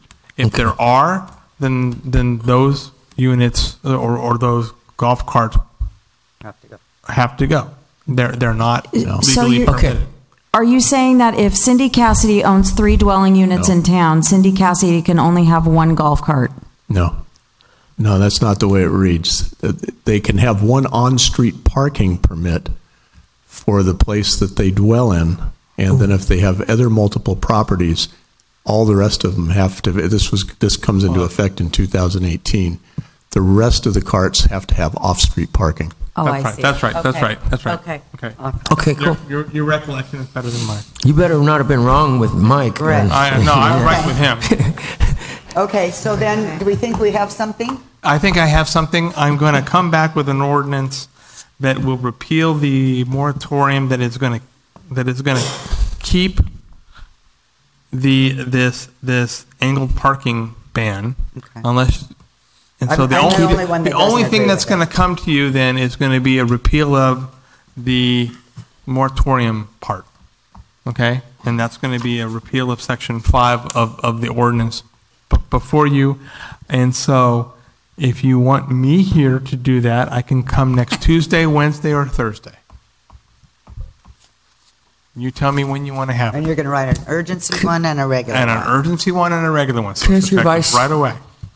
Your advice in reference to Oli's point question, I guess it doesn't matter because we have a code now that's in place where there's like 300 people that don't have a golf cart that could have one. But do you really think that we're going to get a big flood of people that want to? Happened in the past. All right. Well, I'm not exceptionally concerned about it. But would you have any advice on is there anything we could do to reinforce any of our codes that would help that from happening? Well, I mean, again, you're only going to without restricting commerce. Okay, so the only way you're going to get a flood is the people that currently have dwelling units that don't have Autoet come in and get one. You're talking money. And I don't know if there's going to be a flood for that. If there is, you can always reenact a moratorium. You know what? I'm okay with all that. I'm just trying to focus on policy for the future so we don't wind up in this situation that Edison is in right now because their policymakers did not do what they were supposed to. Again, and I think part of it is you'll be studying it, and then there will be direction from, I think staff is getting direction clear that to the extent that you have these regulations, that we need to enforce what we have right now and remove unlawful golf carts from the city. Right. If people aren't supposed to have permits and they've got too many permits or they've got vehicles that aren't permitted, that's code enforcement issue, and we can look at that. Do we have an avenue for everybody's issue? Sheriffs and exactly. It's not just our people. Right. It's the sheriffs too. Okay, and I also coming back to you on this, eliminating the vehicle hearing officer for the larger oversized vehicles if you're replacing your vehicles. Right. Okay. Right. So 2 things. I can turn that around Tuesday, Wednesday, or Thursday if you want me here. I'm not here on the 24th. Is that Thursday? Is there anything that the city can do about the derelict vehicles that are in town? We already have a ordinance in place that says that we could go ahead and remove them. Yeah, but there's nowhere to remove them to. We don't have an impound yard. I know, that's our big problem. So that's what I'm saying. It's like we have a law, but it's ineffective because we have no way to enforce it. So my question stands.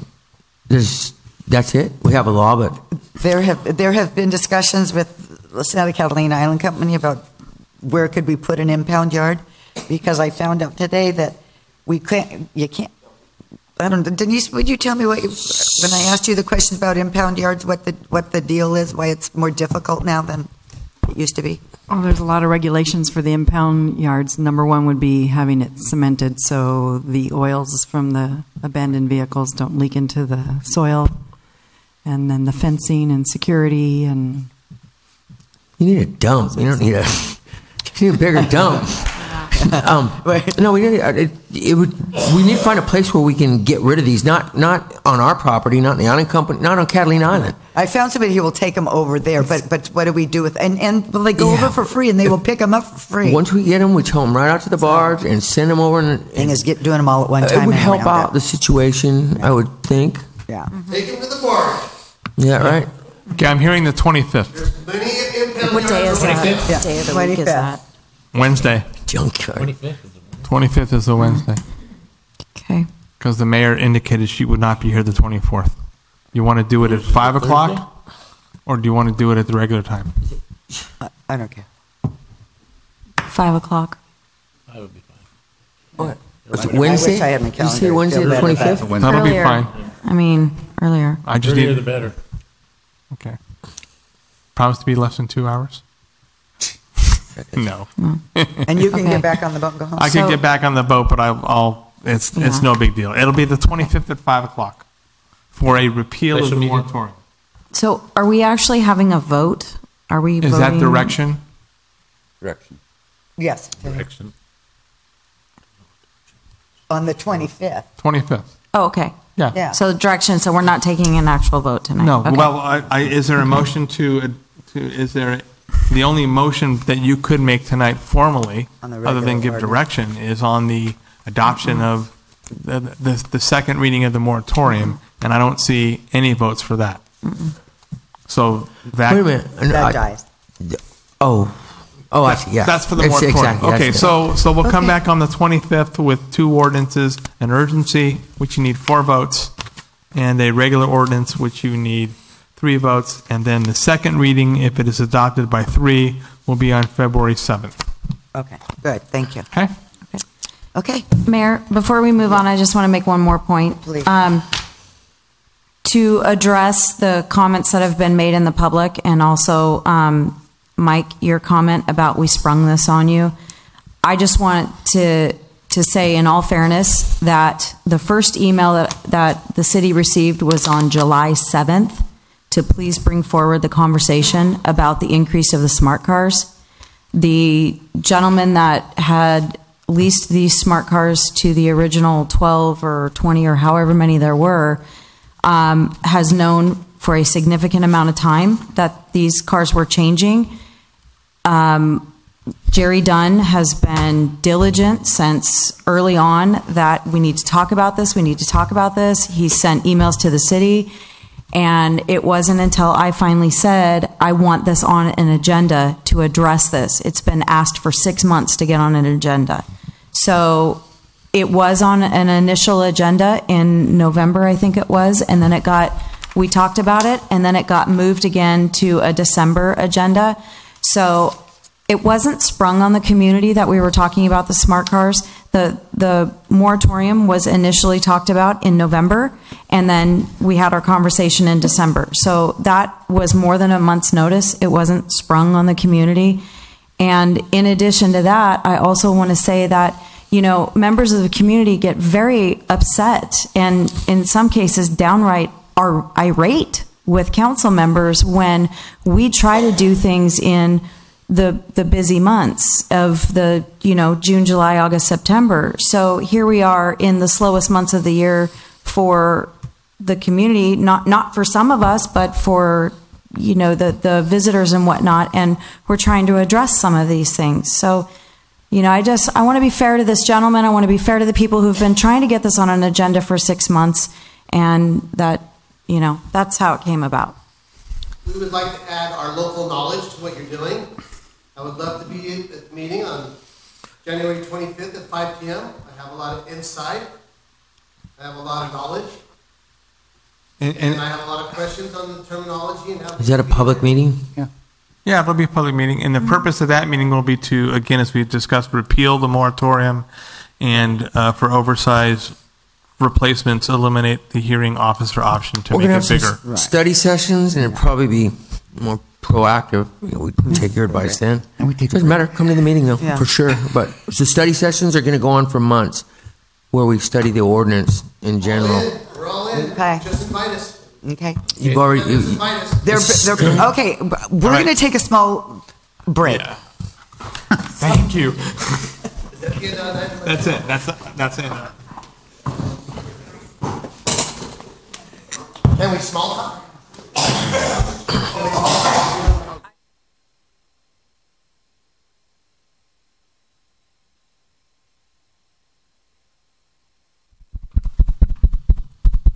Okay, Bryce. Okay. And we are back. We are on item number 13, I believe.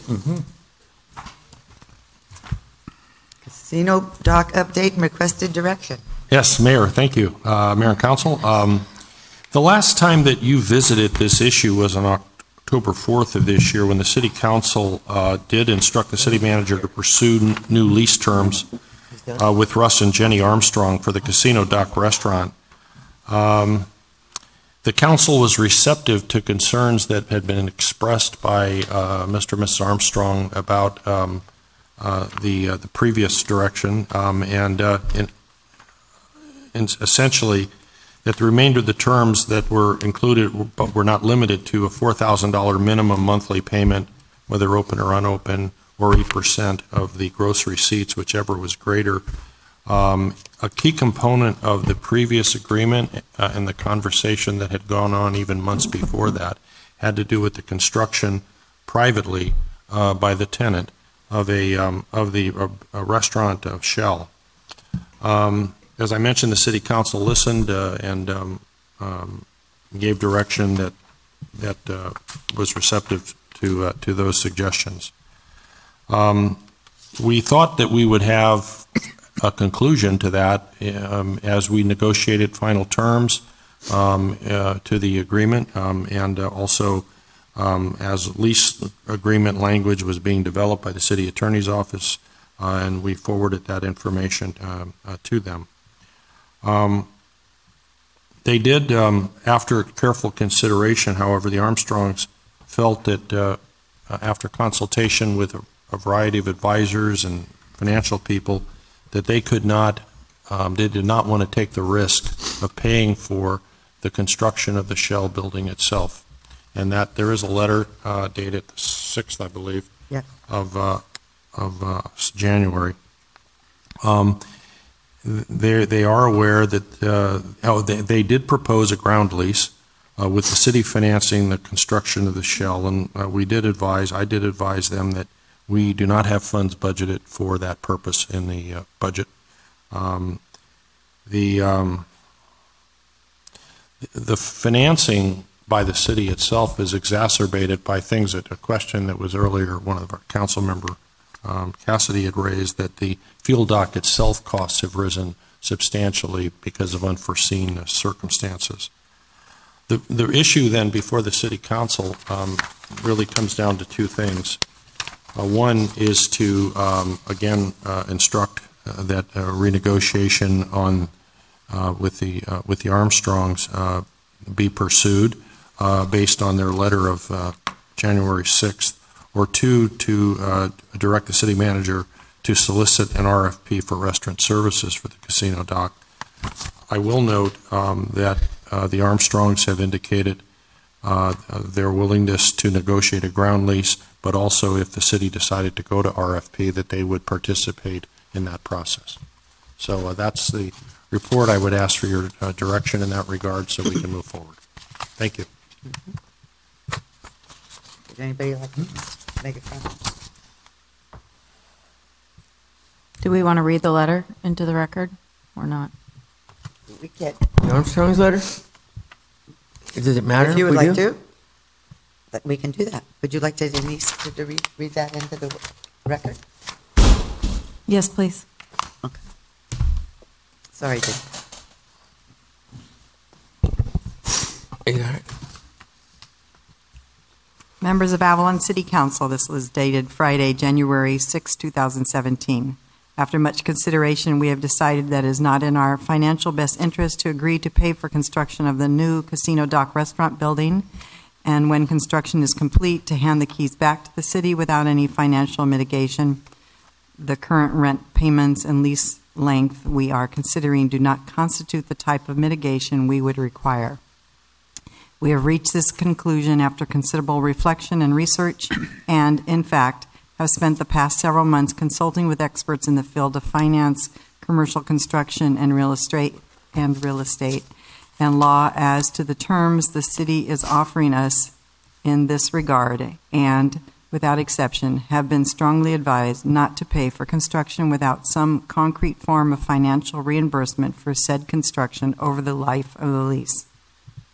Excuse me. We have owned and operated the Casino Dock Cafe for 20 years.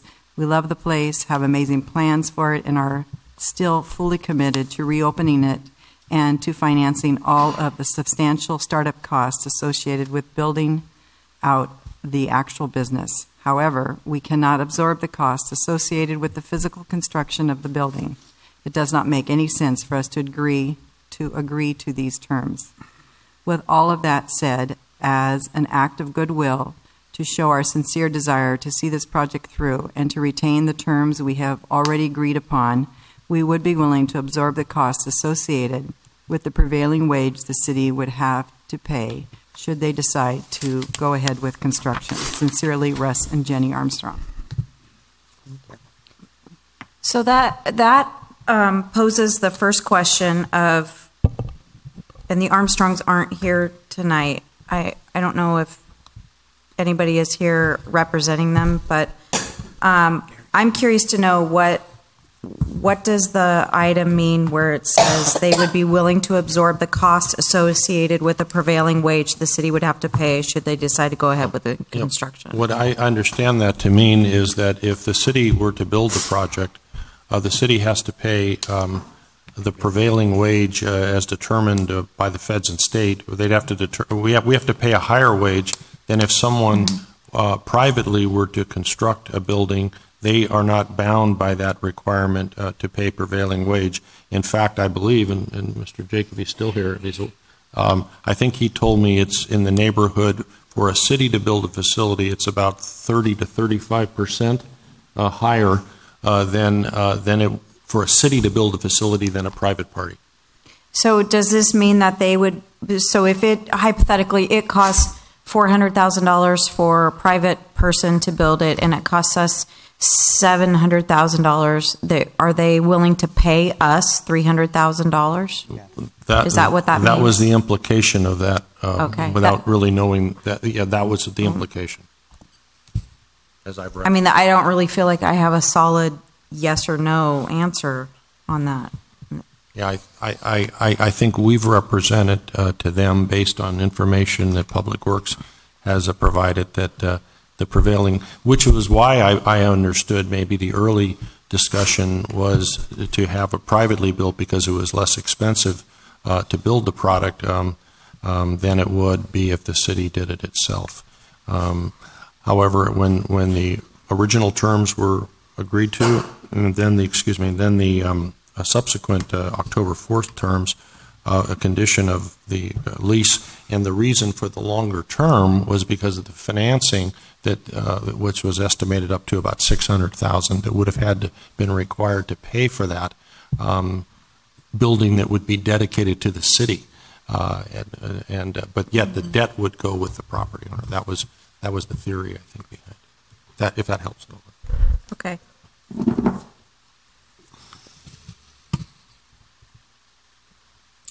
If in fact it was a $400,000 building, privately built, it cost us $560,000. So they'd be theoretically willing to throw $160,000 at us.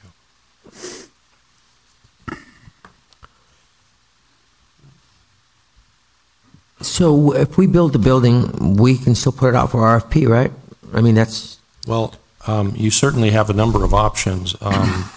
It occurs to me, since you did not budget funds in the budget, you would have to amend it. We've indicated, based on our financial information. There are not funds budgeted for that, so you'd have to amend the budget to do it. When are we gonna Or say- you could solicit and ask people to do what you'd asked originally to do, and that is to build the building, put it out in make it available. An RFP, you put it out there and you see what. We send it out again. See what comes back. There would really be, I think, at this point, you either do an RFP for building the structure and what the payment terms would be toward the city. You could also, if you wanted to, have an alternative, which is that what I've just explained, or an alternative is if the city would build it, what you would pay. But again, what I think what staff's telling you is we don't have the money in the budget to build a structure. It's just not there, especially with what we earlier tonight approved with the mall, which is where the big money's going to go. Have we had anybody at all inquire about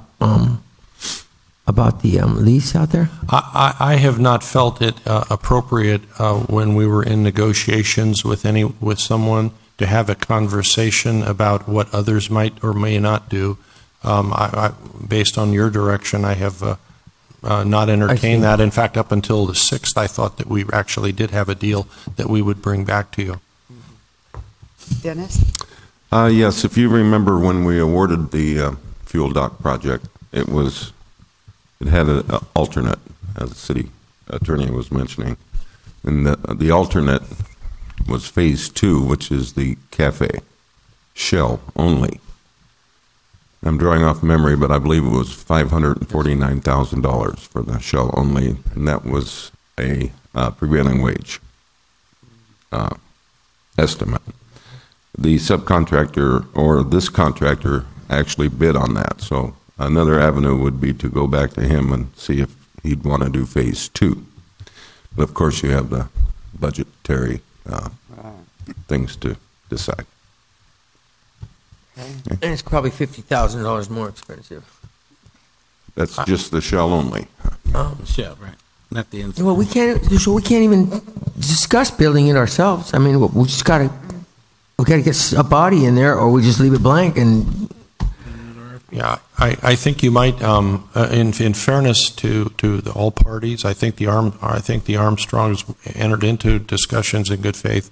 I think after some protracted but yet deliberation, they just felt it wasn't financially in their interest, and certainly I think all of us respect that. But we're back to that point now where we don't have a lessee who's agreed to build, and the option would appear to be to see if there might be other parties who would be willing to do what the city and of course the Armstrongs themselves indicated that they would consider participating in that request for proposals if one were to. Well, we don't have a choice right now, right? We can't build the building because we don't have the money. So we need to go. We need to go to RFP.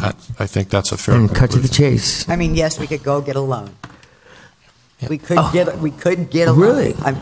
I mean, that's an option. What does Bob say about that? Well, and then of course, with any loan, get a loan? as the mayor knows, and hypothetically, of course, that's true. As the mayor knows, when you take a loan, there's a debt, and then you have to have a revenue stream to pay that back, and that's what we don't know what that would be, unless you'd have to readjust the lease, and then whose responsibility if the lessee went bankrupt? Who would it be to pay that? And it's a whole series of things. And there's a reason why the Armstrongs didn't want to build the building. No, I mean, and I respect their decision that it was too risky for them. So that's what I. Well, there's people out there that can afford to put a really nice restaurant there and make some money at it and do it for a long term, So I think we just need to cut to the chase and do that. Is there anything else that we need to discuss with this? Is that the only decision we're making, is to put this out for a request for proposal? Either to agree to their suggestion to renegotiate on a ground lease with the city building it, or to go out to RFP for a solicitation of other parties that might be interested. And I think the information is as you describe it. We don't have money in the budget to do what We don't have a choice, and we've been in negotiations for how long? A long time. A couple of years, so let's just go on. I mean, and they can participate in the RFP, and the best man is going to win the facility. And I think time is of the essence too. Exactly. Yeah, we're late in right around the corner. Spring. Yeah, it'd be nice to get it in there, but it's done there. I don't know if they can get it built by next summer, but it'd be nice. It'd be impossible. Okay, so I'm hearing RFP to the right of me. I'm hearing RFP to the left of me. Yeah, let's just do this. Yeah, I'll make somebody directing. can make a motion if we, Give direction? but do we need to? Vote or make direction. This is it's not a public hearing, but I was just wondering if we open it up to members of the public. Well, we could if anybody has a comment. Does anybody have a comment? No, not even Jack. Okay. Jack. I will make a motion to direct the city manager to immediately solicit an RFP for restaurant services for the casino dock. And I would encourage the Armstrongs to apply. I second that. The terms will be the successful person in the RFP will be the constructor. Yes, I'm sorry. Yeah, thank you. With the added comment of the successful bidder will also build the building. Moved and seconded. Second. Over the vote. Oh. No, not anymore. We already passed that. We're going to the vote. I'd love to hear what he says. Well, let's vote. We're calling for the I already vote. did. Okay. All ayes. You're the most successful restaurateur in Avalon. Listen, I have a restaurant that I had a storm. It had pilings, and it went right out underneath me, and I had to rebuild the whole restaurant from $500,000 restaurant to $1 million restaurant, which is Antonio's. And you've got blocks of cement out there in the same harbor I'm in, and mine got blown away. Okay, so what risk is this man taking, for his income and everything else without you guys, you're putting all that risk on him to build the building and everything else. And it's very, very risky thing. And I just, I feel for him. It's not like I want to lease it from you or anything like that, but it's just a real dangerous, location, and it's limited. You're at an outdoor restaurant. Sales may be at night. I want you guys to have a fair deal, both of you, but I can see where he can be very nervous. That it's just a little bit scary to be out in that water with a couple of pilings on the ground.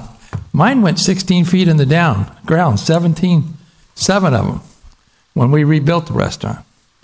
So it's not going anywhere, but you want to put it on blocks, and somebody's already commented tonight that it might be dangerous, that the engineering needs to be looked at again. So I don't like to, it needs to be fair to everybody. It's just, there's some things I think you really need to think. Just RFPing it, you're probably going to have the same guy there. He's the only one to know what he made before. He knows what it can do. And he's kind of telling you that, with all the risk he's got to go on there, maybe it isn't a good deal the way it's set up.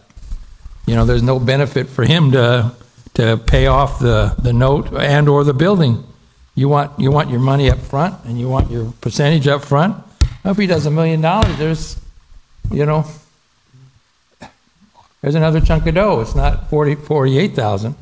It's more. But he used to do $2 million where he was before. If he can do that, then you'd be getting 160. But he's got to pay for that place. It's a tough decision for anybody. To know what happens in this harbor and look at the history. All good points for sure. It's a tough place to do business, even in good circumstances. So if let's just lay out a scenario. If we don't find a good bidder on it,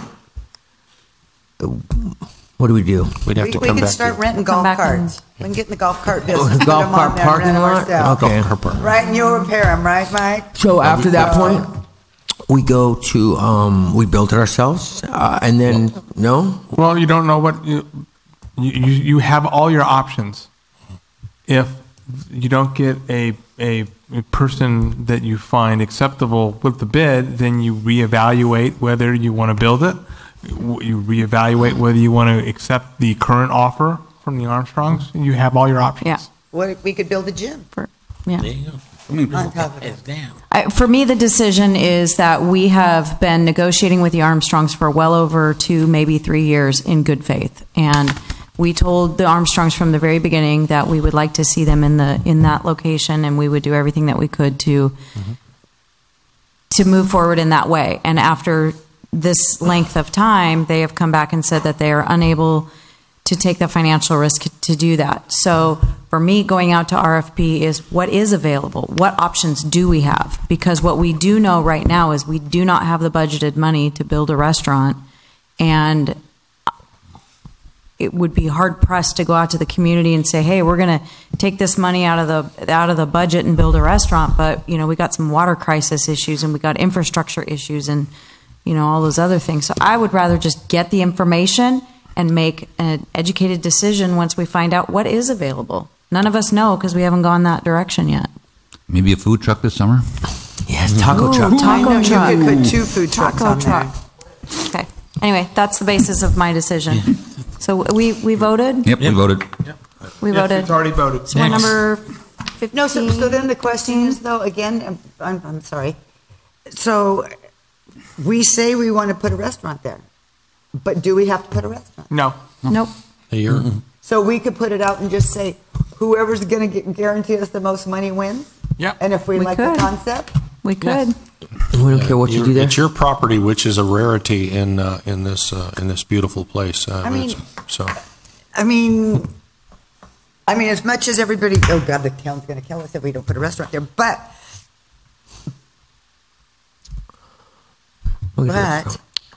Put it out to RFP and see what proposals come in. And we just say, we have this amount of land. Yep. And what do you want to do with it? And Yeah, because I don't think we want to limit it to a restaurant even, because somebody might No, say, that's "Hey, I what I'm want just to saying. Like put in a a red really golf cool, cart. yeah, whatever. I want to put $40 an a hour. gift shop how many golf there." carts can we put on that property?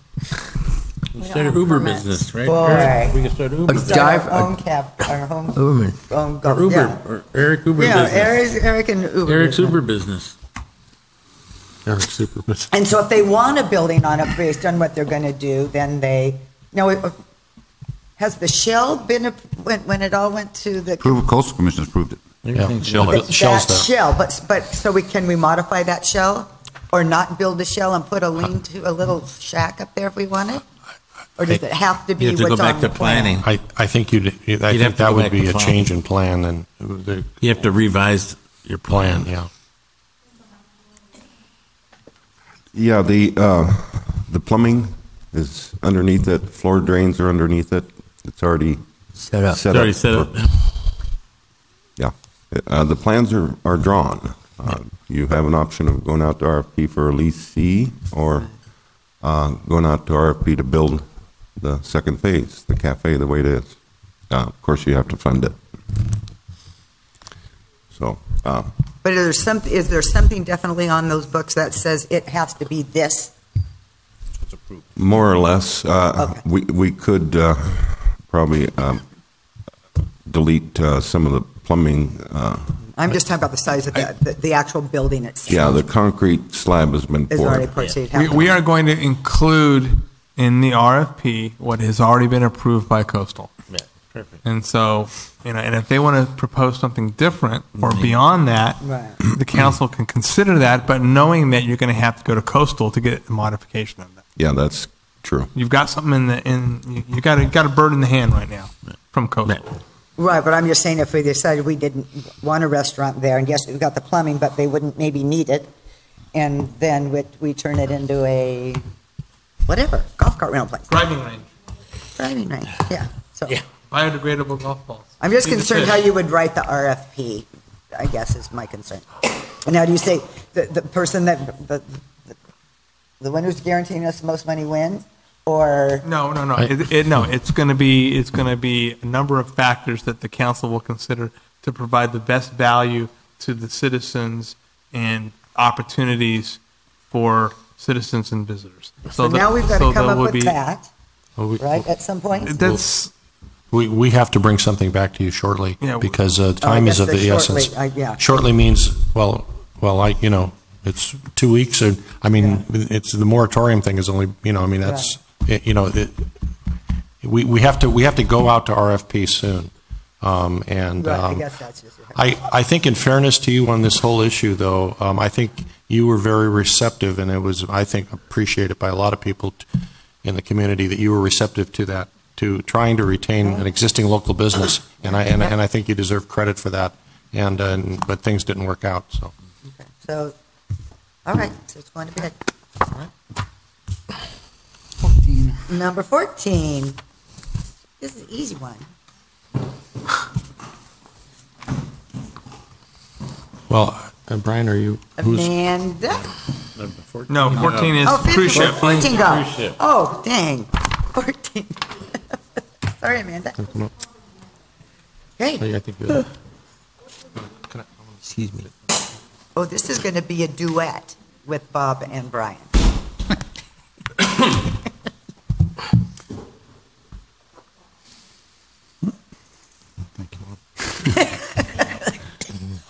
So we've had it on the table for a couple of years, working with the cruise ships to raise the wharfage fees. About 25 years ago, it was set out to where the cruise ships would be charged 80% of the roster minus any crew members for the wharfage. And they're charged at the rate such as the Catalina Express and Catalina Flyer, any cross-channel carrier, anybody who wants to drop off passengers at the dock, but only 80% of the roster. The cross-channel carriers pay both ways. They pay us $5 for every passenger that they pay $2.50 coming and $2.50 going. The cruise ships have been given an incentive that states if they bring a second ship, 50 or more times a year, we give them a $125,000 incentive, which equals out to about 50% of the wharfage of that second ship.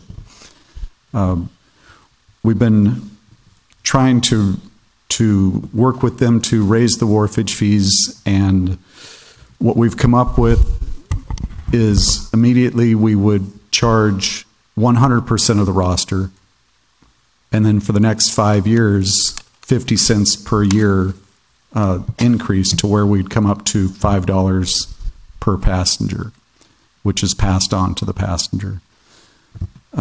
If you compare it to other cities that have tenders for their port calls, there's two that I know of, Monterey and Santa Barbara. Monterey charges $7 per passenger. Santa Barbara charges $5 per passenger plus crew members, no matter how many get off the boat. And then when they go into Santa Barbara, the dock is on a lease, and they have to pay that person that has the lease on the dock $10,000 a day to use their dock. So I don't think it's out of the question that we're able to go up in the fee, and the understanding that I have from a meeting with the chamber representatives is Carnival knows that it's coming, and they aren't going to dispute it. Did anybody talk to Celebrity? I sent letters out to Disney, Celebrity, Royal Caribbean, whatever cruise lines have visited, everybody got the notification. Any feedback? No feedback. When we met with the chamber, and Jim can, they indicate, and the people who were representing, if you will, the cruise industry, there was the indication that they would not oppose the increase. So it'd that be they understood it. $3 over the next, how did you say, 5 years? It would be going from $2.50 to $5, and the proposal first started off at we were going to go to $5 and give them, a year of lead time, and they were kind of balking at that, and we put this proposal forward, I would say 8 or 10 months ago, and it's just been on the back burner. And, we kept asking for comment and hadn't got any, and finally we told them about a month ago, we told them we're going to take this forward to City Council and still haven't gotten any comment from them. We own our docks, don't we? The 2, 4, and 5 we own, or? We own them all. Own them all. Okay. Sounds like we're deficient in charging them. Santa Barbara's charging $7. I mean, I know they're really that's a kind of an expensive community, but I have no problem with this. Make a motion. I don't need that. Good presentation. I met with you on this, I think even a year ago, and we talked about this. I'm absolutely in favor of moving forward, especially since they haven't. I know, Denise, when you were interim city manager, you'd reached out to them several times as well. So I'm very much in favor of moving forward on this and would be willing to make a motion. Okay, introduce. So I'd be willing to introduce and waive all readings of an ordinance to modify the cruise ship wharfage fee using 100% of the passenger manifest beginning March 2017 and to increase cruise ship wharfage fees by 50 cents per passenger each fiscal year for the next 5 fiscal years. Second. And that would be for an ordinance of the City of Avalon establishing harbor passenger fees. Oh. I just have to use the title in the motion. Who else is going to go Cruise up? ship wharfage fee increase. Just cruise ships? Okay. Is there a I second? just read the I seconded. recommend. We got Oli? Yep. No Do we comments? have any other Jim, comments? You good, Jim? Bob? Okay, call for the vote. The duet was a solo. All eyes. I tried to get him into it. Thanks, Brian. Okay, now it's Amanda's turn, item 15.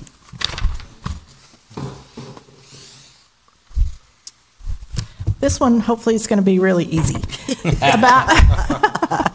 About every 3 years, the Building Standards Commission updates the building codes, fire codes, mechanical code, electrical code. And so if the city wants to make any amendments to those codes, we're required to adopt them and adopt those amendments.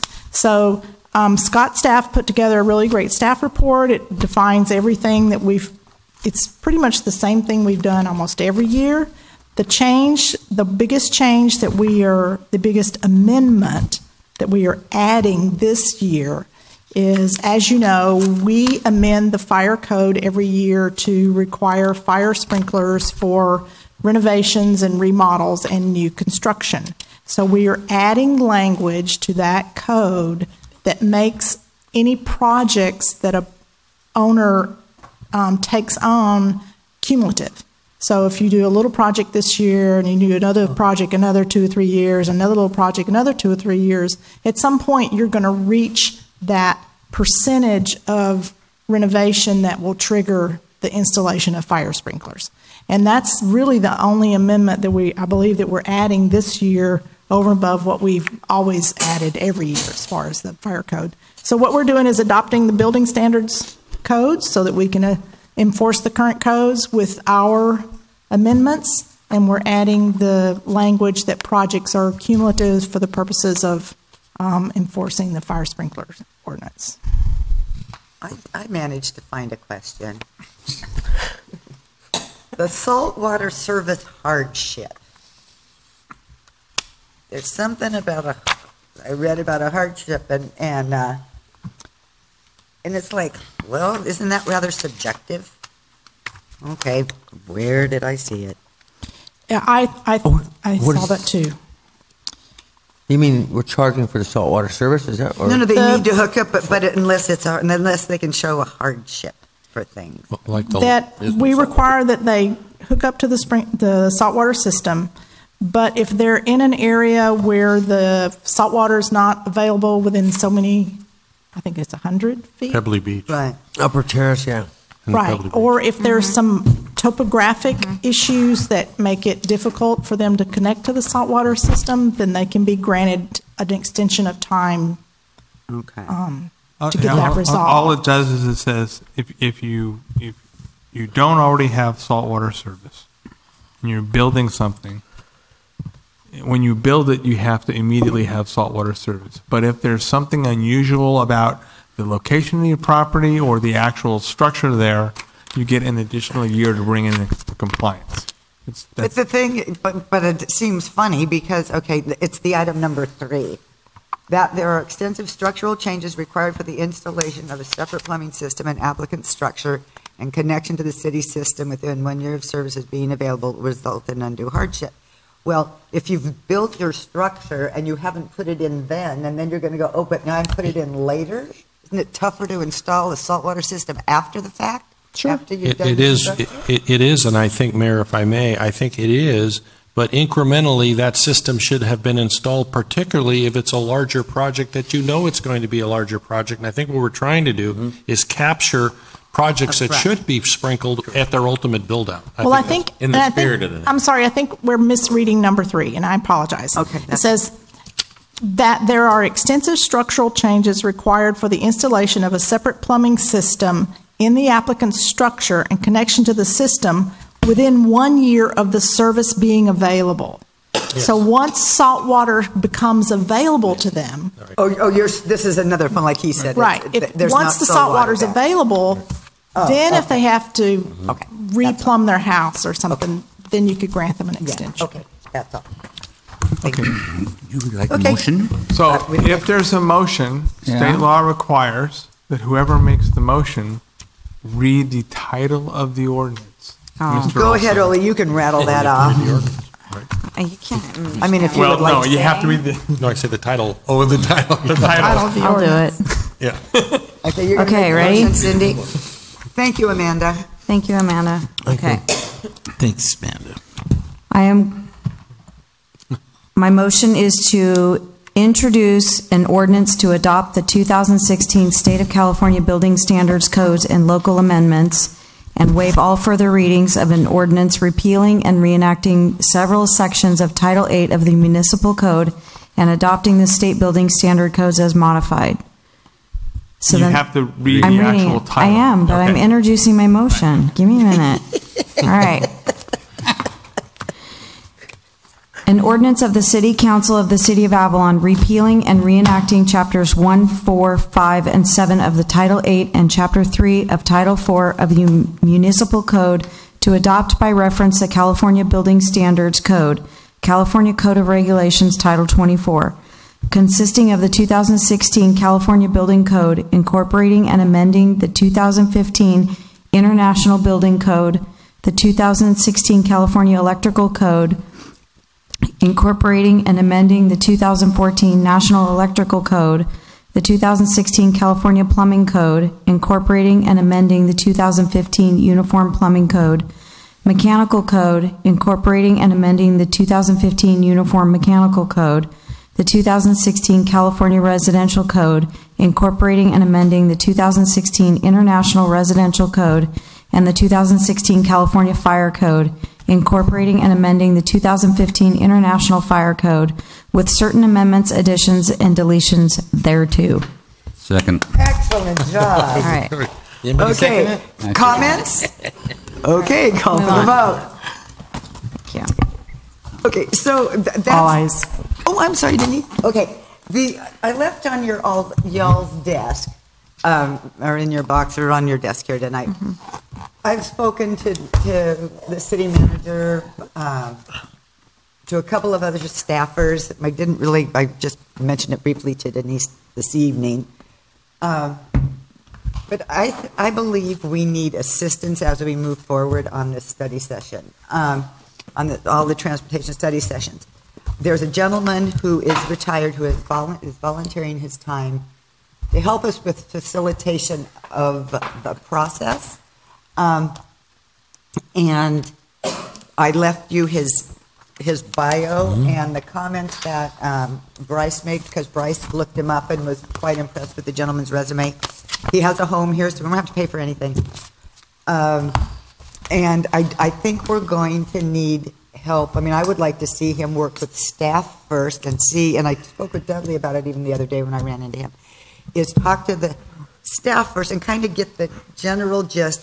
provide all of the information that we already have, the statistical data, but I mean, this gentleman is a professional who will help facilitate and keep us on track as we look at that global and then work down into the weeds. I just have... How long has he lived here? Excuse me. He doesn't live here full time.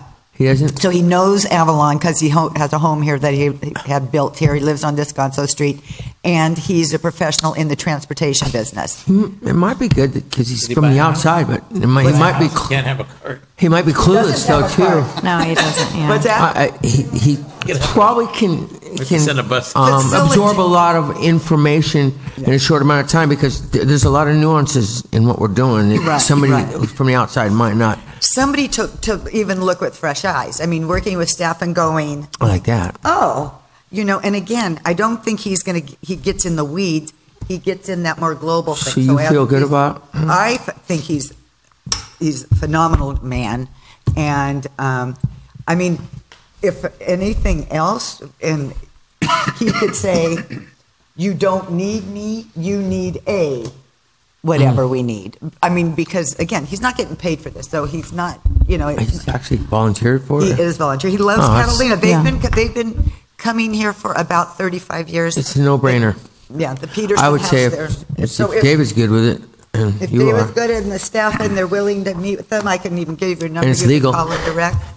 It's legal to get free, like free attorney's fees Right. sometimes, things like that. So, Good night, Tony. is there a, we good? Yeah. And next time he comes to town, I'll be Like happy it. to invite you all I'm over. glad you were thinking about that. And Okay. Good night, Tony. It's a blessing. Oh, Tony wanted me to. Tony. Okay, good night, Tony. Meeting adjourned. Did they adopt this? Oh, this was adopted.